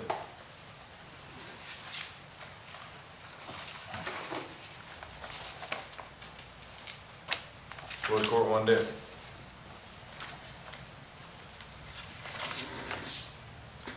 I suppose you're right, the program did start later than expected because of maintenance repairs, and there was some expense that was unbudgeted for that particular program. That was probably, if I recall, about that expense, but. The program started late, as well as the estimate for how many people would be in that program was, Well, we moved it back, we moved it into the maintenance account, is that we are, correct? the maintenance line is needing Is there money. the issue, is there a major, I know it's major issues out there all the time, but, it's, seems Is like. this gonna be something that stops them from getting, if we don't go on and get it fixed? I mean, does that make Yeah, sense? what are we fixing? They've got the money. Well, Yeah, they, it's gonna work they, Blackbird's point, they're short too, but I understand that, but I don't, Already short, we've got months to go. I don't feel like they ever ask for something that they don't necessarily need, you know, at least in our experience. And I think your point is it something that we need to pay for? That unless we pay for that, they're not gonna get the other 40, That's true. That's the way I look at it. residents. If we're not gonna get them, then we have to fix the problem. I'm fine with it. But Yeah, that may I am not even too. be I don't what think there's any option. It may not, what they're repairing is have anything to do with the SAP program, dormitories or whatever else, kitchen, whatever. Well, then I don't think that's why Amy's here. She's just talking about a budget. No, it's not. You know what I mean? She doesn't know these answers. I agree so- with that, 100%. Yeah, I mean, in We thought hindsight. she might know, but it's Yeah, not no, her I job. don't think so, so yeah. It's their budget, they're moving it, Yeah. the next agenda item is your revenue and expenses as of April 25th. And we've had a lot of revenues rolling in. I'm so happy You got smile, about. she's smiling. We like that, Court. We like that. Yeah, but there's one I haven't seen yet, and I still wanna see it. But it is, I know. I it's called on it coming. last week. It's coming. It's coming? Yes, Yeah, we we called had- last week. It All was right, thank you. certified Oh, it to was? the clerk's office today, Oh. sent to the sheriff's office this afternoon. So just that one phone call I made just made all that happen, huh? Yeah, Wow. it's all you. Somebody lost it on their desk her for lips. 3 months. Oh, I know. I know. face is all It's the first I eyes. heard. Well, that's great news, because that's a big check. Yes. Any other questions on this for Amy? Okay. All right, so this is the presentation of the proposed budget to the court. So, as you know, it has been the judge's budget, and at this point, it becomes the fiscal court's budget. So any changes to it at this point needs to be the decisions of the court. I have made changes since the last time we met. The changes that we talked about in the committee of the whole, as well as I did receive the estimate, or not, the premium. It was an estimate in the last numbers that you looked at for insurance. I have the actual premiums. I had budgeted more, so that's good. So I've dropped that down to the actual. Also, I put in the ER Assist contract for $200,000. We talked to them, it may trickle over 2 years. We may have a little bit this fiscal year as well, but I went ahead and put that full 200 in there. So do you want, Amy, I'm asking, and you tell me what you want to do. I have just a couple things that have been talked about in this meeting that I think we need to bring back up. So is that okay if I just go, literally have like 3 or 4 things? I've got a couple of things too, and if they're not the same things, I'd like to Okay. give an explanation. That's why we're here. So the first, is that okay with the court? Please do it this way? Yeah, I think, yes. Yeah, okay. So these are basically all the ones, except one that we've talked about tonight. So Lex Commerce came and gave that presentation tonight. I believe we had put 10 in there. What is the court's thought on their presentation, and they said typically they do $1 a person, which would in hindsight would be like 25,000. What is everyone's thoughts on that? I'll say I like the general idea of it. I think it's a little premature to go all in. The one page that they showed was ours that actually said Georgetown. Really only list 4 websites that are pretty basic, and we're working on an economic development plan that is not finished, and once it is, I hope there's an entire rollout. But until we have that done, I feel like it's a little bit premature to market something that we don't really quite have defined just yet fully. I don't mind to support them in some way slightly, but I don't think we're quite there yet, and I think we'll be in a better position within either 6 months or a year to fully join in as a partner. But I'm also slightly concerned that, that initiative, and I remember when it came about, is really talking about Metro Lex, right? And talking about all the communities around being bedroom communities rather than full economic development partners. And the focus is, of course, Lexington as the primary incubator of economic development in those places. So if they don't come to Lexington first, then they can look at the other communities.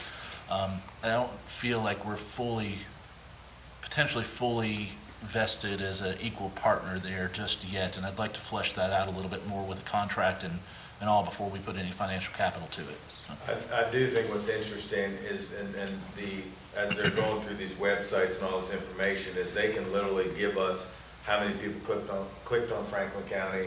They can put the calculator in there if somebody wanted to move to Franklin County, what it would cost and things like that. So, and we all know marketing is expensive as can be, and we're probably not doing a good job with Franklin County doing that.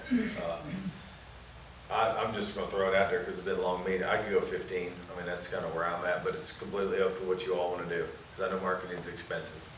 And Eric, I'm not disagreeing with you, but I think at least it shows good faith moving forward, but then we have the opportunity to put all the Kentucky State stuff in there. We have the opportunity to use that as our job board, as we're hiring positions and things like that, that would be able to reach a whole nother type of, of people out there across.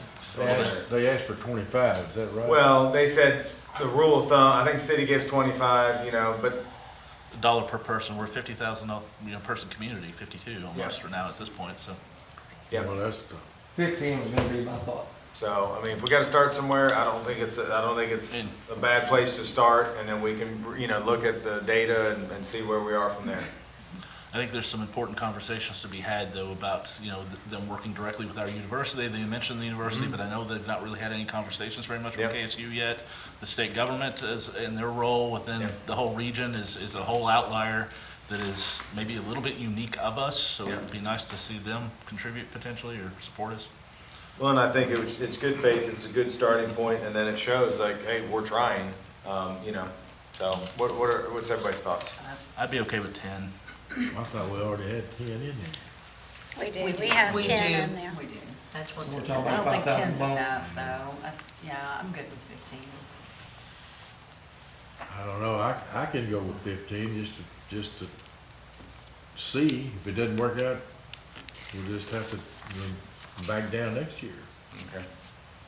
Is that majority 15? I'm fine with 15. I know who is at the head of our economic development. Yeah, and Penny does work very closely with them, but certainly not 25. Okay, Yeah. so we're at 15 on that one. Okay. Alrighty, next is, then these are in no order, I'm just, my notes here. Next is Yes Card. We had Amelia Berry here.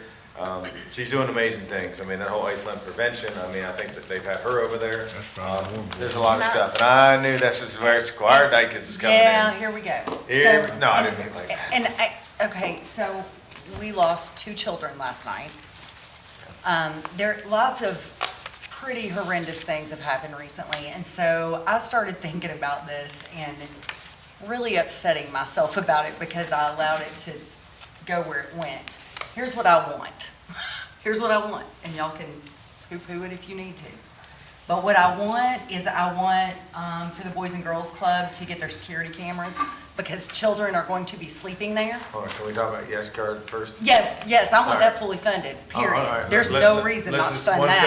One step at a time then. There's 25,000. no reason not to fund Is that it. opioid funds? Because that is effectively the purpose of those Absolutely, funds it can directly. be, it is not right now, I don't think It isn't yes cards. Amy, all right, everybody slow down. I've Amy, got it right what do here. we have in there right now for the yes card? 15, And their ask was? Asking for 25. 25, and it's coming out of the general fund.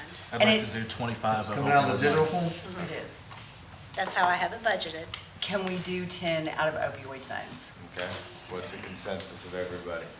Amy, can you tell us what that would do to that fund, just so we have a picture We of still what? have a ton of money. Just so we have you probably have a better handle on it than I do. So I just want to I'm understand. gonna give you real general, but that fund has about 500, over 500,000. Okay. We have budgeted 84.5 for outside agency. And then 75, I think, Kim, we've paid 2 of the net recovery, correct? Correct. Okay, so 65 net recovery, 84.5 at this point. So, may I ask this? Absolutely. Do all of the services, could they be paid for out of the opioid fund? I do not know. So that's what I was gonna. To be clear. The reason I kind of got ahead of 'Cause I don't know myself. if it- I had a meeting with Okay. the nonprofits that we talked about possibly using opioid funds with, because I wanted to make sure that they could, number one, report on it, would be okay with signing an MOU saying we're reporting on all this. Exactly. And we can do this, and they all have done that. They're all fine with that. The only, excuse me, there's not a one of them that we can't use opioid funds for. I mean, we had a really good conversation. L. Travis has sent, for Yes Arts, has sent a different request in because of our conversation. So I think that's something that you guys should see. But, We talking yes card or yes or? Well, Let's stay on the yes card for well, right now. but I can't, but here's my point. We had a whole conversation, which is what I told you guys I was gonna do, because I need to make sure that anybody who got opioid funds knew that there were reporting requirements, they knew how to do it, Yeah. and they were willing to sign an MOU saying they were gonna do that for us. They did. That's my point. And then when I got to thinking about it, I was like, this is messed up, how much we have given some and how little we have given others that are so strong in this community, and I'm just not okay with it. So yes, yes cards absolutely can come out of opioid funds, and I think it should be fully funded. If you want to leave the general fund, like leave it the way it is with the general fund, we could take the other 10 out of opioid funds. Okay, so let's. Totally up to you. Go ahead. So, Okay. in my thinking on this, if they're going to have some reporting requirements, I would rather see the full balance come from the opioid fund. I agree, and leave the general fund. Yeah. So You talking about the 10 or the whole of 25? The whole 25. the 25, that's my, Well, Is everybody fine. okay with that? And I feel more comfortable with the health department as an agree. agency reporting okay, than any thank of you. the others. I just think For for our the, reporting? yes, Yes. 100%. Instead of I mean, having I've had to two sit there, I know pots. what that is. So Amy, the yes. consensus is 25 for the yes card out of opioid fund Yes. and 0 out of Zero general. out of general. Yeah, so, all right, let's keep knocking these out. Thank you, thank you. No, thank you all. Next, go Are ahead. you gonna talk about the, Not yet, but I'm close, because I'm looking at Charlie, who's hiding back there. okay. So we did have a talk with, Charlie, our Parks Director, came in, last minute, not last minute, at our last park meeting, and he said, golf is crazy right now, the revenues are amazing, I need some more golf carts. Yeah, it's a great thing that golf is finally, making some money, it's a great thing.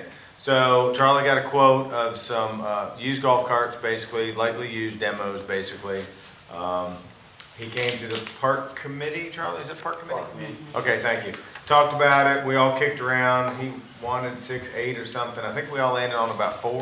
4, and then he kind of ran some numbers as far as what it would do for the revenue for the golf shop and for the golf cart rentals. Do you have that with you? I do, yeah. We spend $16,500 roughly a year in our lease for our golf carts. This year, we're gonna make about $75,000 off of renting them out. So, and we've gotten into days where we're running out, like on weekends and holidays and extended weekends and stuff like that. So, We thought about just adding a few more to the fleet just to bump up the revenue, so we're still, renting as many as we can. You can only get so many carts on the course at once, because it's just 9 holes. But if we get 4 carts, if we buy them instead of getting into a new lease, it's cheaper because our lease now we have is 3-point-something%. In the new lease, we got into that in 21. It's up next year. The new lease, the percentage is like 6.5% for just 4 carts, and it's too expensive. It's better to buy 4 carts at $4,400 a piece and spend $17,600 in this budget and be done with it. We'll make it back in less than 2 years, easily. So that's your request, basically, it's 4 golf carts for $17,000 to buy instead of lease. Square Sebastian. Thank you, Judge. So Amy, talking to Charlie, I'm sorry, Madam Treasurer, talking to our Parks Director, the return on the investment, you're very, I feel like you're in lockstep on the return on the investment. I'm relying on you on that. Absolutely, yeah. Right. We'll make that money back on the purchase. If we spend let's say 18, it's 17 something. We put 18 in this budget moving forward, and in less than 2 years, we'll make that money back and then some. We're making about $3,400 per cart per year. Per year, okay. So And you're able to break that down. In less than 2 years. Less than 2 years. Yes, that And sounds Charlie, like. does that include the actual fees, the, whatever you call it, the range fee too, or is that just cart rental? That's just carts. So in theory, you'd be adding more golfers. Yeah, each I'm rental. not saying that right, but You're right. You're correct. Each rental of the golf cart will also include a Additional greens fee. players. Yeah, say greens, fees. yeah. So are these, the final portion of my question, are they similar or the same type of carts with battery rather than fuel? I mean, so just so we have an Yeah. understanding if we're shifting gears here to a different type. Identical. Okay. Except, Same brand? same brand, they're a 2019 model. We currently have a 2021 model. Our 22 cart fleet is a 2021.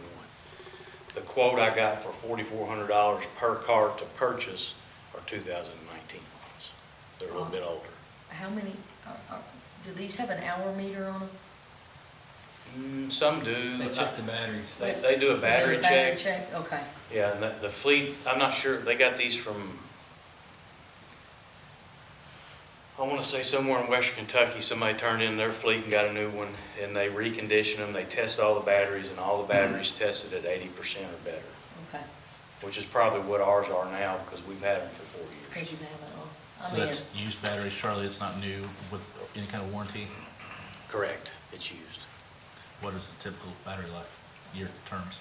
Well, these new lithium batteries, our warranty on our current 22 cart fleet is 5 years.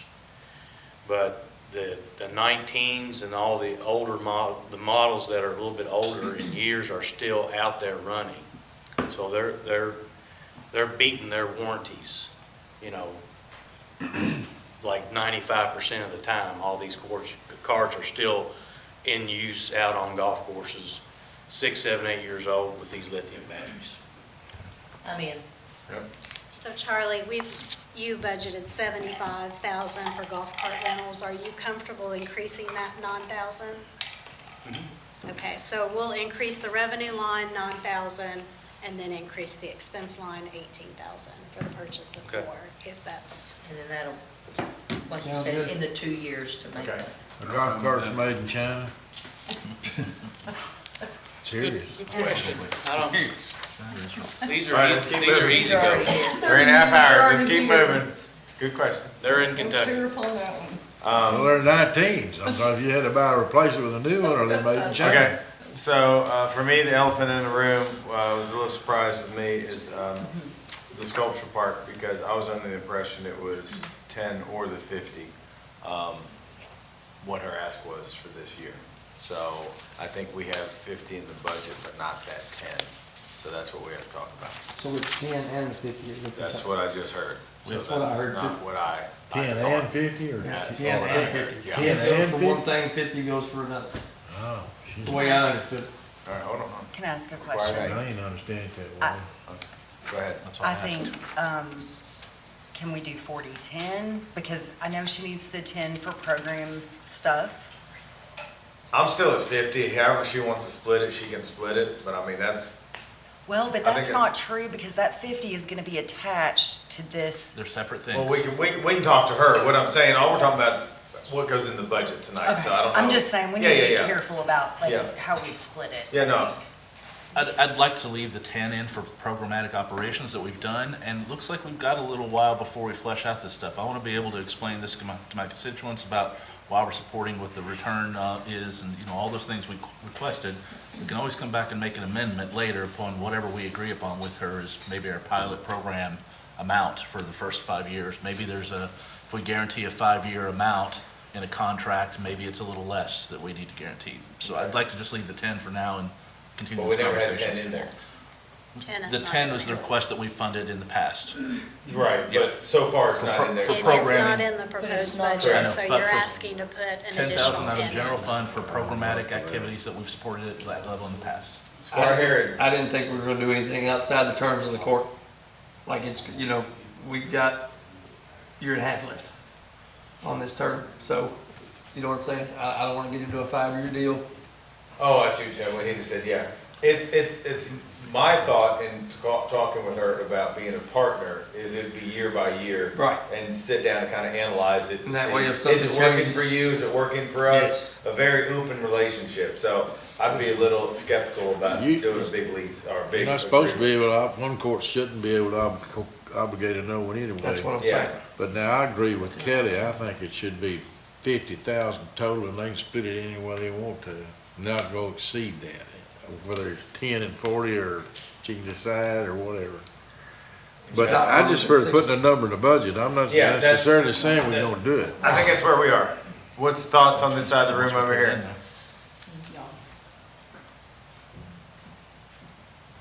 He's asking. I'm just curious what y'all's thoughts are. We're trying to get a consensus here.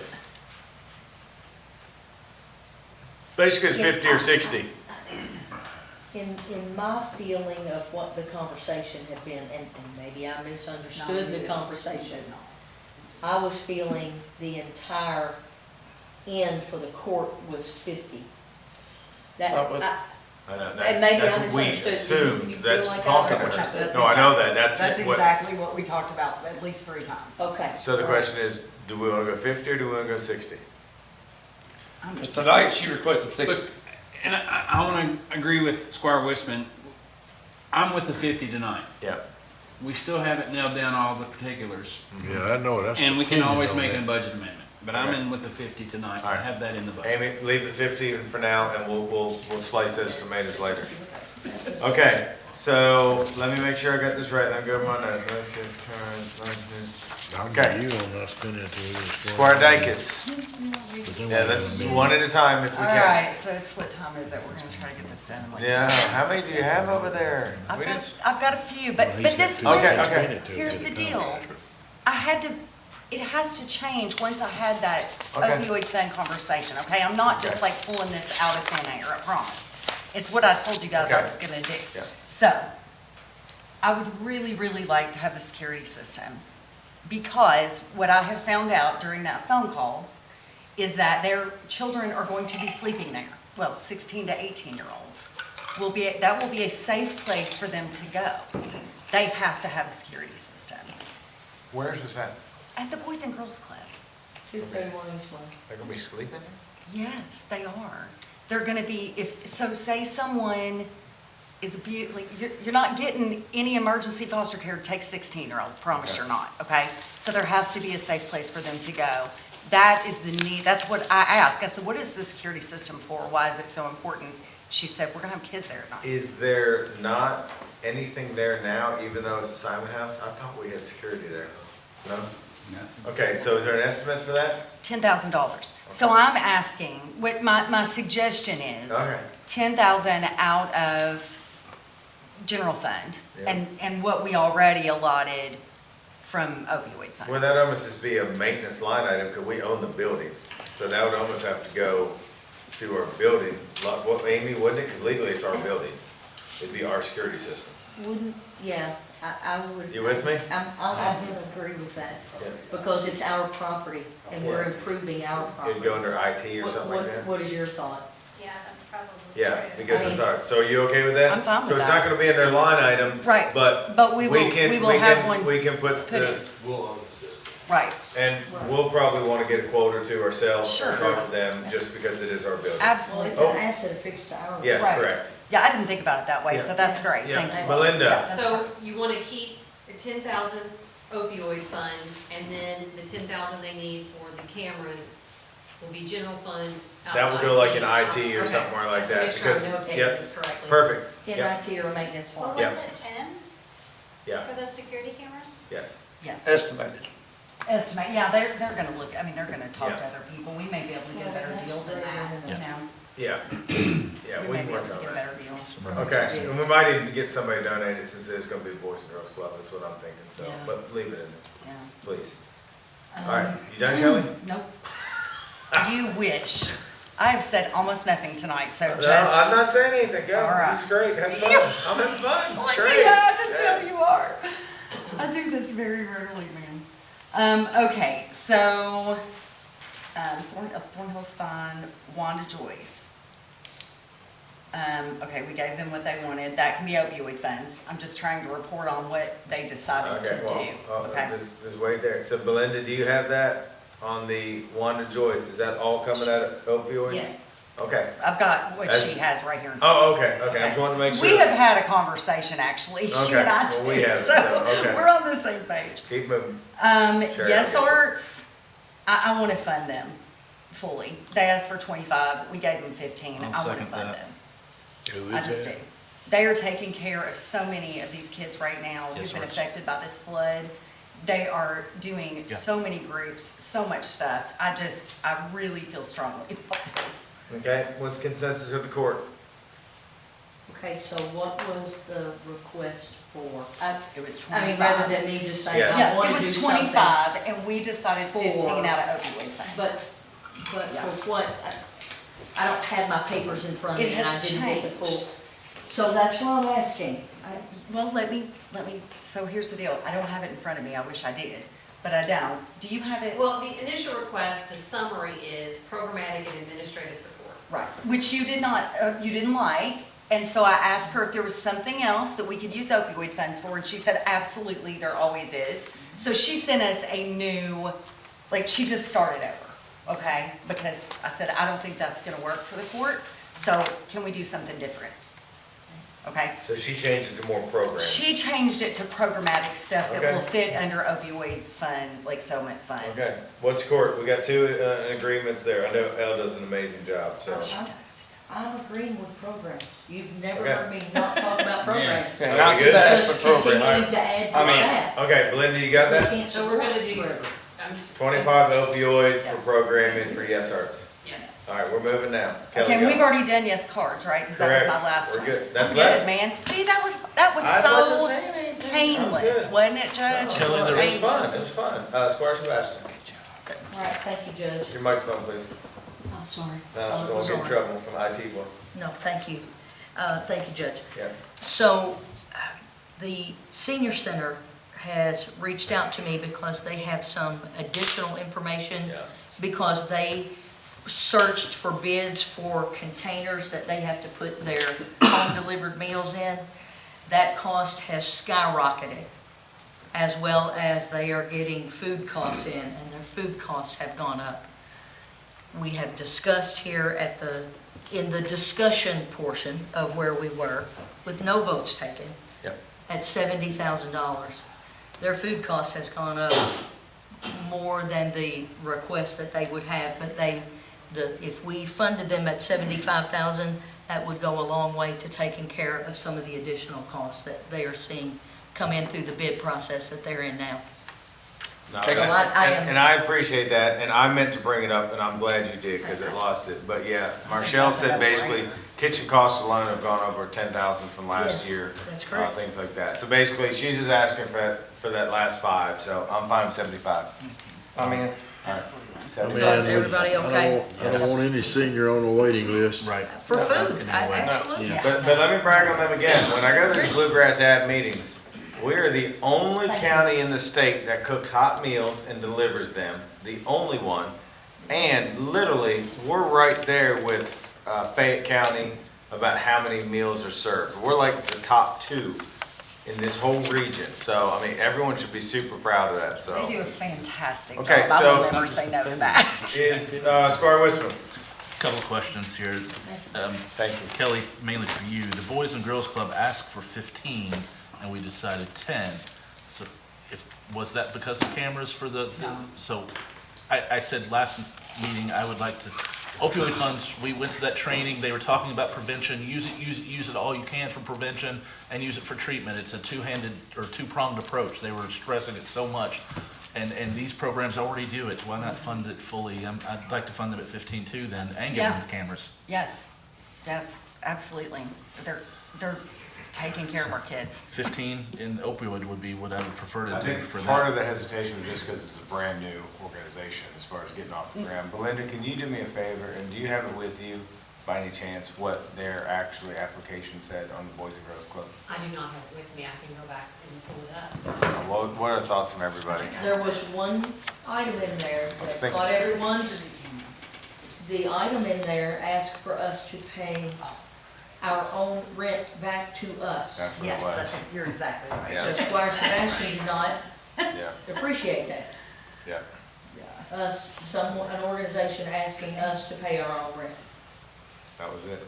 That was it. If we wanted to meet at the middle and not pay for that, because I that's did 2,000 a year, if we want to meet in the middle and say we'll go 12.5, I'd rather adjust their rental agreement, as I said, when we made it with them for $1, and give them some more programmatic money to let them do as much as they possibly can. But 12.5, it's better than 10. I can go 12.5.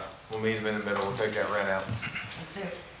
And then my other question, if I could, with Kelly, maybe Thornhill, we had a little discussion about what they could use opioid funds, because they had Okay. a double request. You didn't hit that one. Okay, If you hold had any on. more I got it. I don't know which phone it's on, but I got it. Hold on one second. All right, while she's looking for that, this is gonna button this budget up. Yes. Yes. We're good. Anybody else? No, I I still feel have- like we have done an amazing job on this budget. Amy, hopefully, still feels good about it. Smiling, not smiling. smiling. Yeah, I mean, the flood through is gonna throw it off. So just know that I'm gonna have amendments this year. Yeah. I'm gonna have amendments probably at the first of the year. I have no idea how to do And, those just and yet. we're all trying to navigate this So- together, and I do think hopefully the court will vote to hire that company to really help us navigate, because we've never been through this, but we're gonna do the best we can, and we have a good relationship. I do feel good about our lobbyists this year. I think, we'll be able to maybe go to the governor's office and legislators and try to get some help, especially at the courthouse. Okay, so, transportation, which is something we do have to talk about at some point. Transportation, childcare, meeting space, the usage of the gym can all be used for opioid funds because of what they do in those spaces, because it's only used for that. Refresh me, I'm tired. What are we talking about? How much do we, Thornhill asked for Thornhill. 65, and we allocated 32.50, Yeah. or 32.5. For opioid, no, we, Amy, It's, what do we do there? Sorry. we Each split way. it. We split it each way. Opioid, 32,500 general. We split it down the middle between the two funds. So we yes, funded that's what it. we did. But there It's was, funded, yeah. Okay. He's just asking what the opioid, if what they we were can, comfortable with using those funds, They because are. there was question about whether they could, or we could Okay. use more of the opioid funds instead of general fund on that one. and we could do that if you all chose to do that. Everything they do, almost, is prevention or treatment. Well, So, we're in a, I would like to keep at least 10 out of for general funds, so they don't have to worry about opioid funds, but that's up to you guys. I'm fine I'm with fine it the way leaving it it is. the way it is, yeah, okay. That's a good question, Eric, because I'd forgotten about that. Squire Wisman, sorry. Anybody else? We good? Judge, I want to stress one more thing. I never got to comment on it yet, but, there was a discussion about a 3% mid-year raise for this staff, and I think we just seen what they're capable of, and, in local government, I feel like it is rarely just a job. There's a benevolent or some sort of sense of, giving back to the community for these employees. And they went above and beyond in this last time. And our budget has had some complications, but it's also had a lot of revenues that weren't expected this last year compared to the year before. So I'd like to propose a 4% raise to reward the employees for all the help they've been, let them share in some of the delights of the overages that we've had in income that we didn't quite expect, and some of the investments that Amy specifically has been so helpful in helping us generate some better revenues. So I asked Amy earlier, and Amy, what would 1% increase look like in terms of budgeting? So 1% for a full year, but we're doing mid-year. So I'm estimating with taxes and retirement for a full year would be 120. So for half of the year, it's half of that. But, do you want me to? What is that gonna do for the sheriff's department? I mean, that's a mess. Like, that's a mess. Should I say something? It is a morale. It really is. Yeah, Squire Harry. I We can do asked something for else. fire department personnel, and I got shunned and shut down, and now we're talking going countywide. So when you think about what we're doing, No, that's why we're talking about it. Yeah, this I is mean, the I first was I'm asking hearing for of this. 23 cents, now we talking about 120,000. Yeah, So, no, yeah. I I think agreed with it's, you then, Mike. I get did it. too. But I did I'm just too. saying. We have a lot of bills. We have I a did lot of too, bills. but We have a lot of- my but worry again, is but we've this also thing. I had- think it's deserved. I mean, I think Everybody else, all these other offices have already put their money in there. Yes. There's no way at this point we can just do that after we told them exactly what we're gonna do. Can we think about, and I don't know, Miss Ashley's here, can we think about another way of thanking them? Like Yeah, giving them and more that's what we're time off talking or about doing in- something we're like talking about that? internally right now, but I can't have this sprung on me at the last budget meeting with No, one even I don't talking to me mean about right now. this. I'm just saying, instead of Yeah. the raise We- situation, we're- which would just we're mess working on everything something up. internally Okay, great. about rewarding, yes. I mean, you talk about time off, you spread that across the sheriff's department and the fire department. You're opening up a can that you've never That's seen. what I'm saying. It's not an easy conversation to have. I mean, this is a multi-layered. Yes, it's We not love our just. employees, we love everything they do, and I appreciate Ashley because as she's been hiring new people, we have been adjusting everybody, and we are very competitive. You can ask the fire chief right now, we're actually finally stealing people from other counties, so we should all be proud of that. Well, I've asked, multiple times for a compensation study to know where we are, and I still feel like there is some need there. And if this court has not, as a joint body, made the decision about what that is, that's part of this budget. I get that it opens a can of worms, but we should have maybe had that conversation as a body before, and I'd like to make that proposal. So I think I'd love to do even more. I think it's warranted. I think everybody wants to do more, but this is like the third time, or second or third that we've met about the budget, and now we're just. Okay, but Second still, meeting. I mean, We're still a business. It was presented to us before. This is still The budget cost of meeting. living this year was 2.5, is that not what it was? And we're giving 3, is that not correct? So we're actually doing more than the cost of living this year, so. And I don't disagree with you, everybody deserves everything they get and then some, but we have to be responsible enough to make it more than 1 year. Because that don't go away, you can't, it's very difficult to give somebody a 4% and then take half of it back next year. Don't work that I way. mean, I've seen years we've got 4, and I've seen years we've got 2, and I've seen years, Well, and you look when at- I was working. and you look when at I the was- state, they haven't seen one in 10 Yeah. years, so. I mean, it's a take Okay. and give. Alrighty, so I think we're pretty good then. Okay, so I'll make these changes, and at our next court, we'll have our first reading. Perfect. Amy, thank you very much. Thank you all. Yeah, thank you. Then I'm tired of the discussion. Okay, so payment of claims, Kim.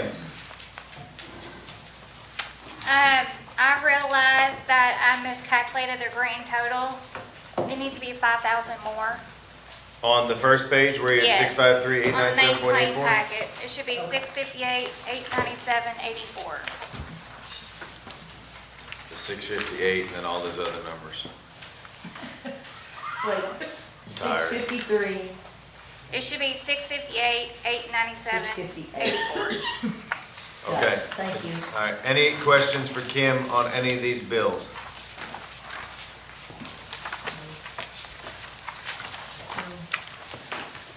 Okay, thank you, Kim. Authorization to go into closed session for KRS 61.8101CF, discussions or proposed, or pending litigation, thank you, against or on behalf of the public agency.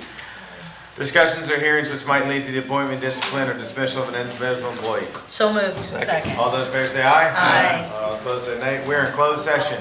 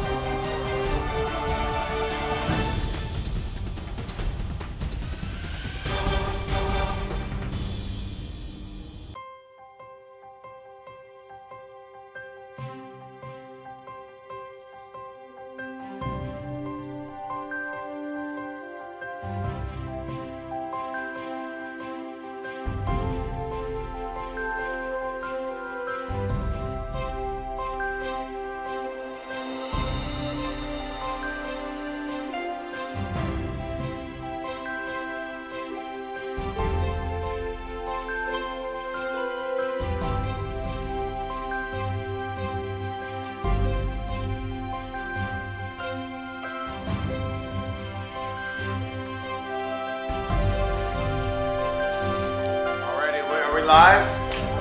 Alrighty, thank you very much. Alright, authorization to return to open session. Second. All those in favor say aye. Aye. All those opposed, nay. We are open. Alright, next agenda item, authorization to approve the appointment of a road mechanic. Any questions on this one? Seeing no questions, other business. Anybody have any other business? Seeing none, we are going to catapult into voting session. So, good evening. What? Huh? Never mind. That's what, you good? No, I prefer not to go, let's go on. Alright. Alrighty, let's head into the voting session. Clerk, please call roll. Squire Sebastian. Here. Squire Blackburn. Present. Squire Dykus. Here. Squire Harrod. Here. Squire Tanner. Here. Squire Wisdom. Present. Judge Mueller. Present, thank you, clerk. Authorization for approval of minutes from the regular meeting of April 16th, 2025. So moved. Second. All those in favor say aye. Aye. All those opposed say nay. Motion passes. Authorization for approval of minutes from the special meeting of April 17th, 2025. So moved. Second. All those in favor say aye. Oh, you have a question? I wasn't here, so I'm not gonna vote on that. Okay, so all those in favor say aye. Aye. All those opposed say nay. Nay, for the reasons stated earlier. And then clerk, did you get that Squire Blackburn was not going to vote on that one? Yes. Okay, thank you.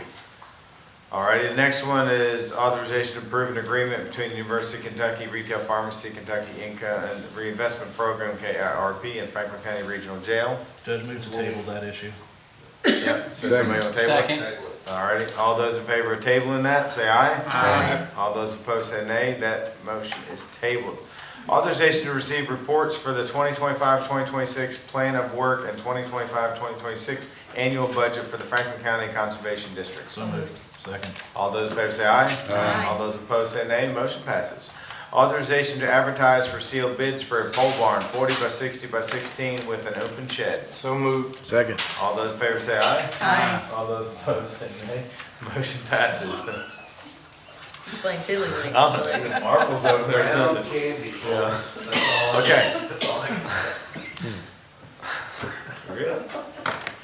This is a long one too. Authorization to approve a resolution adopting and approving the execution of a county road aid co-op program contract between the Fiscal Court and the Commonwealth of Kentucky Transportation Cabinet, Department of Rural and Municipality Aid, and the fiscal year ending July 1, 2025, as provided in the Kentucky Revised Statutes. I can't even speak. And accepting all roads and streets referred to therein as being part of the county road system. So moved. Second. Almost struggle bus. All those in favor say aye. Aye. All those opposed say nay. Motion passes. Thank you. Authorization to issue a request for proposals, RFP, for the development of workforce housing on county-owned property located at 501 Home Street. So moved. I've decided to drop my request for the 45 days because some people don't think there'll be enough time to work it out by August the 1st. Okay? Even though I think it's a mistake to make it 30 days. Okay? Second. Okay. Thank you, Squire. All those in favor say aye. Aye. All those opposed say nay. No, who was the first on that? Mike. Squire Harrod. Okay, I'm sorry, I missed that. Hey, and that's an amazing thing, so thank you, It Court. really is, thank you. Authorization to approve an agreement with ER Assist, Inc. to help with disaster response and recovery services. Second. Did you get that, clerk? Squire Harrod for I don't know second. what just happened. Yeah. All right, all those in favor say aye. Aye. All those opposed say nay. Motion passes. Authorization to approve an agreement between Franklin County, Kentucky and the Josephine Sculpture Park for a joint operation partnership. Judge, move to table to continue discussions. Sorry. I was just gonna wait for him to quit talking before I did. Go ahead. We're not gonna approve it. So we have a motion to table it. Do I have a second? Yes. Okay, all those in favor of tabling this, number 10, say aye. Aye. All those opposed say nay. Thank you. Alrighty, next, authorization to approve a resolution authorizing the filing of an application to Kentucky Transportation Cabinet, transportation of non-public school students grant program, and designating the county judge executive to execute all documents pertaining to this grant. So moved. Second. All those in favor say aye. Aye. All those opposed say nay. Motion passes. Authorization to approve a resolution authorizing the county judge executive to make an application to the Kentucky Transportation Cabinet, Department of Rural and Municipality Aid for a county city bridge improvement program, CCBIP grant. So moved. Second. All those in favor? Can I have a discussion on that one? Could we please verify if we need to provide additional input on other projects in the county that would be eligible for that program? I want to make sure we have that fully vetted with the state as I'm. But that's not what we're voting on. I mean, we It can. it may need to be part of that application. I'm just Okay. saying that as a contingency. All right, did I ask for a motion yet? You did, you got a motion and a second. You got a Thank you. first and second. All those in favor say aye. Aye. All those opposed say nay. Motion passes. Authorization to approve the scope of work and fee proposal under the existing agreement as a district work order with HMB for the provision of professional engineering services in connection with the CCBIP grant application. So moved. Second. All those in favor say aye. Aye. All those opposed say nay. Motion passes. Authorization to approve a budget transfers for fiscal year 2024, 2025. So moved. Second. All those in favor say aye. Aye. All those opposed say nay. Motion passes. Authorization to receive treasurer's report. So moved. Second. All those in favor say aye. Aye. All those opposed say nay. Motion passes. Authorization to receive proposed fiscal year 2025-2026 budget. So moved. Second. All Judge, those- clarification? So, Could I- yeah, we need to, as changed, as amended, should we make any comment to that? Where we changed the money from general to. Well, she has it, so that's the document we'll be signing. So we're We'll have good. a first Yeah, reading. we're receiving it, yeah. This is Well, it's just not a a reading. receiving.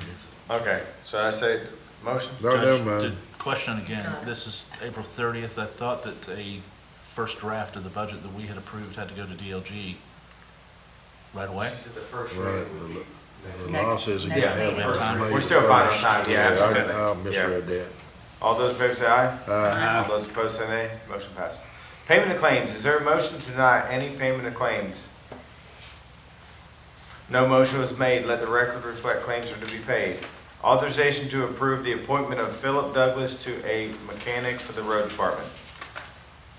So moved. Second. All those in favor say aye. Aye. All those opposed say nay. Welcome, Mr. Douglas, to our team. Authorization to adjourn. So moved. Second. All those in favor say aye. Aye. Opposed, nay. We're adjourned. Thank you, Court. And so you don't feel it.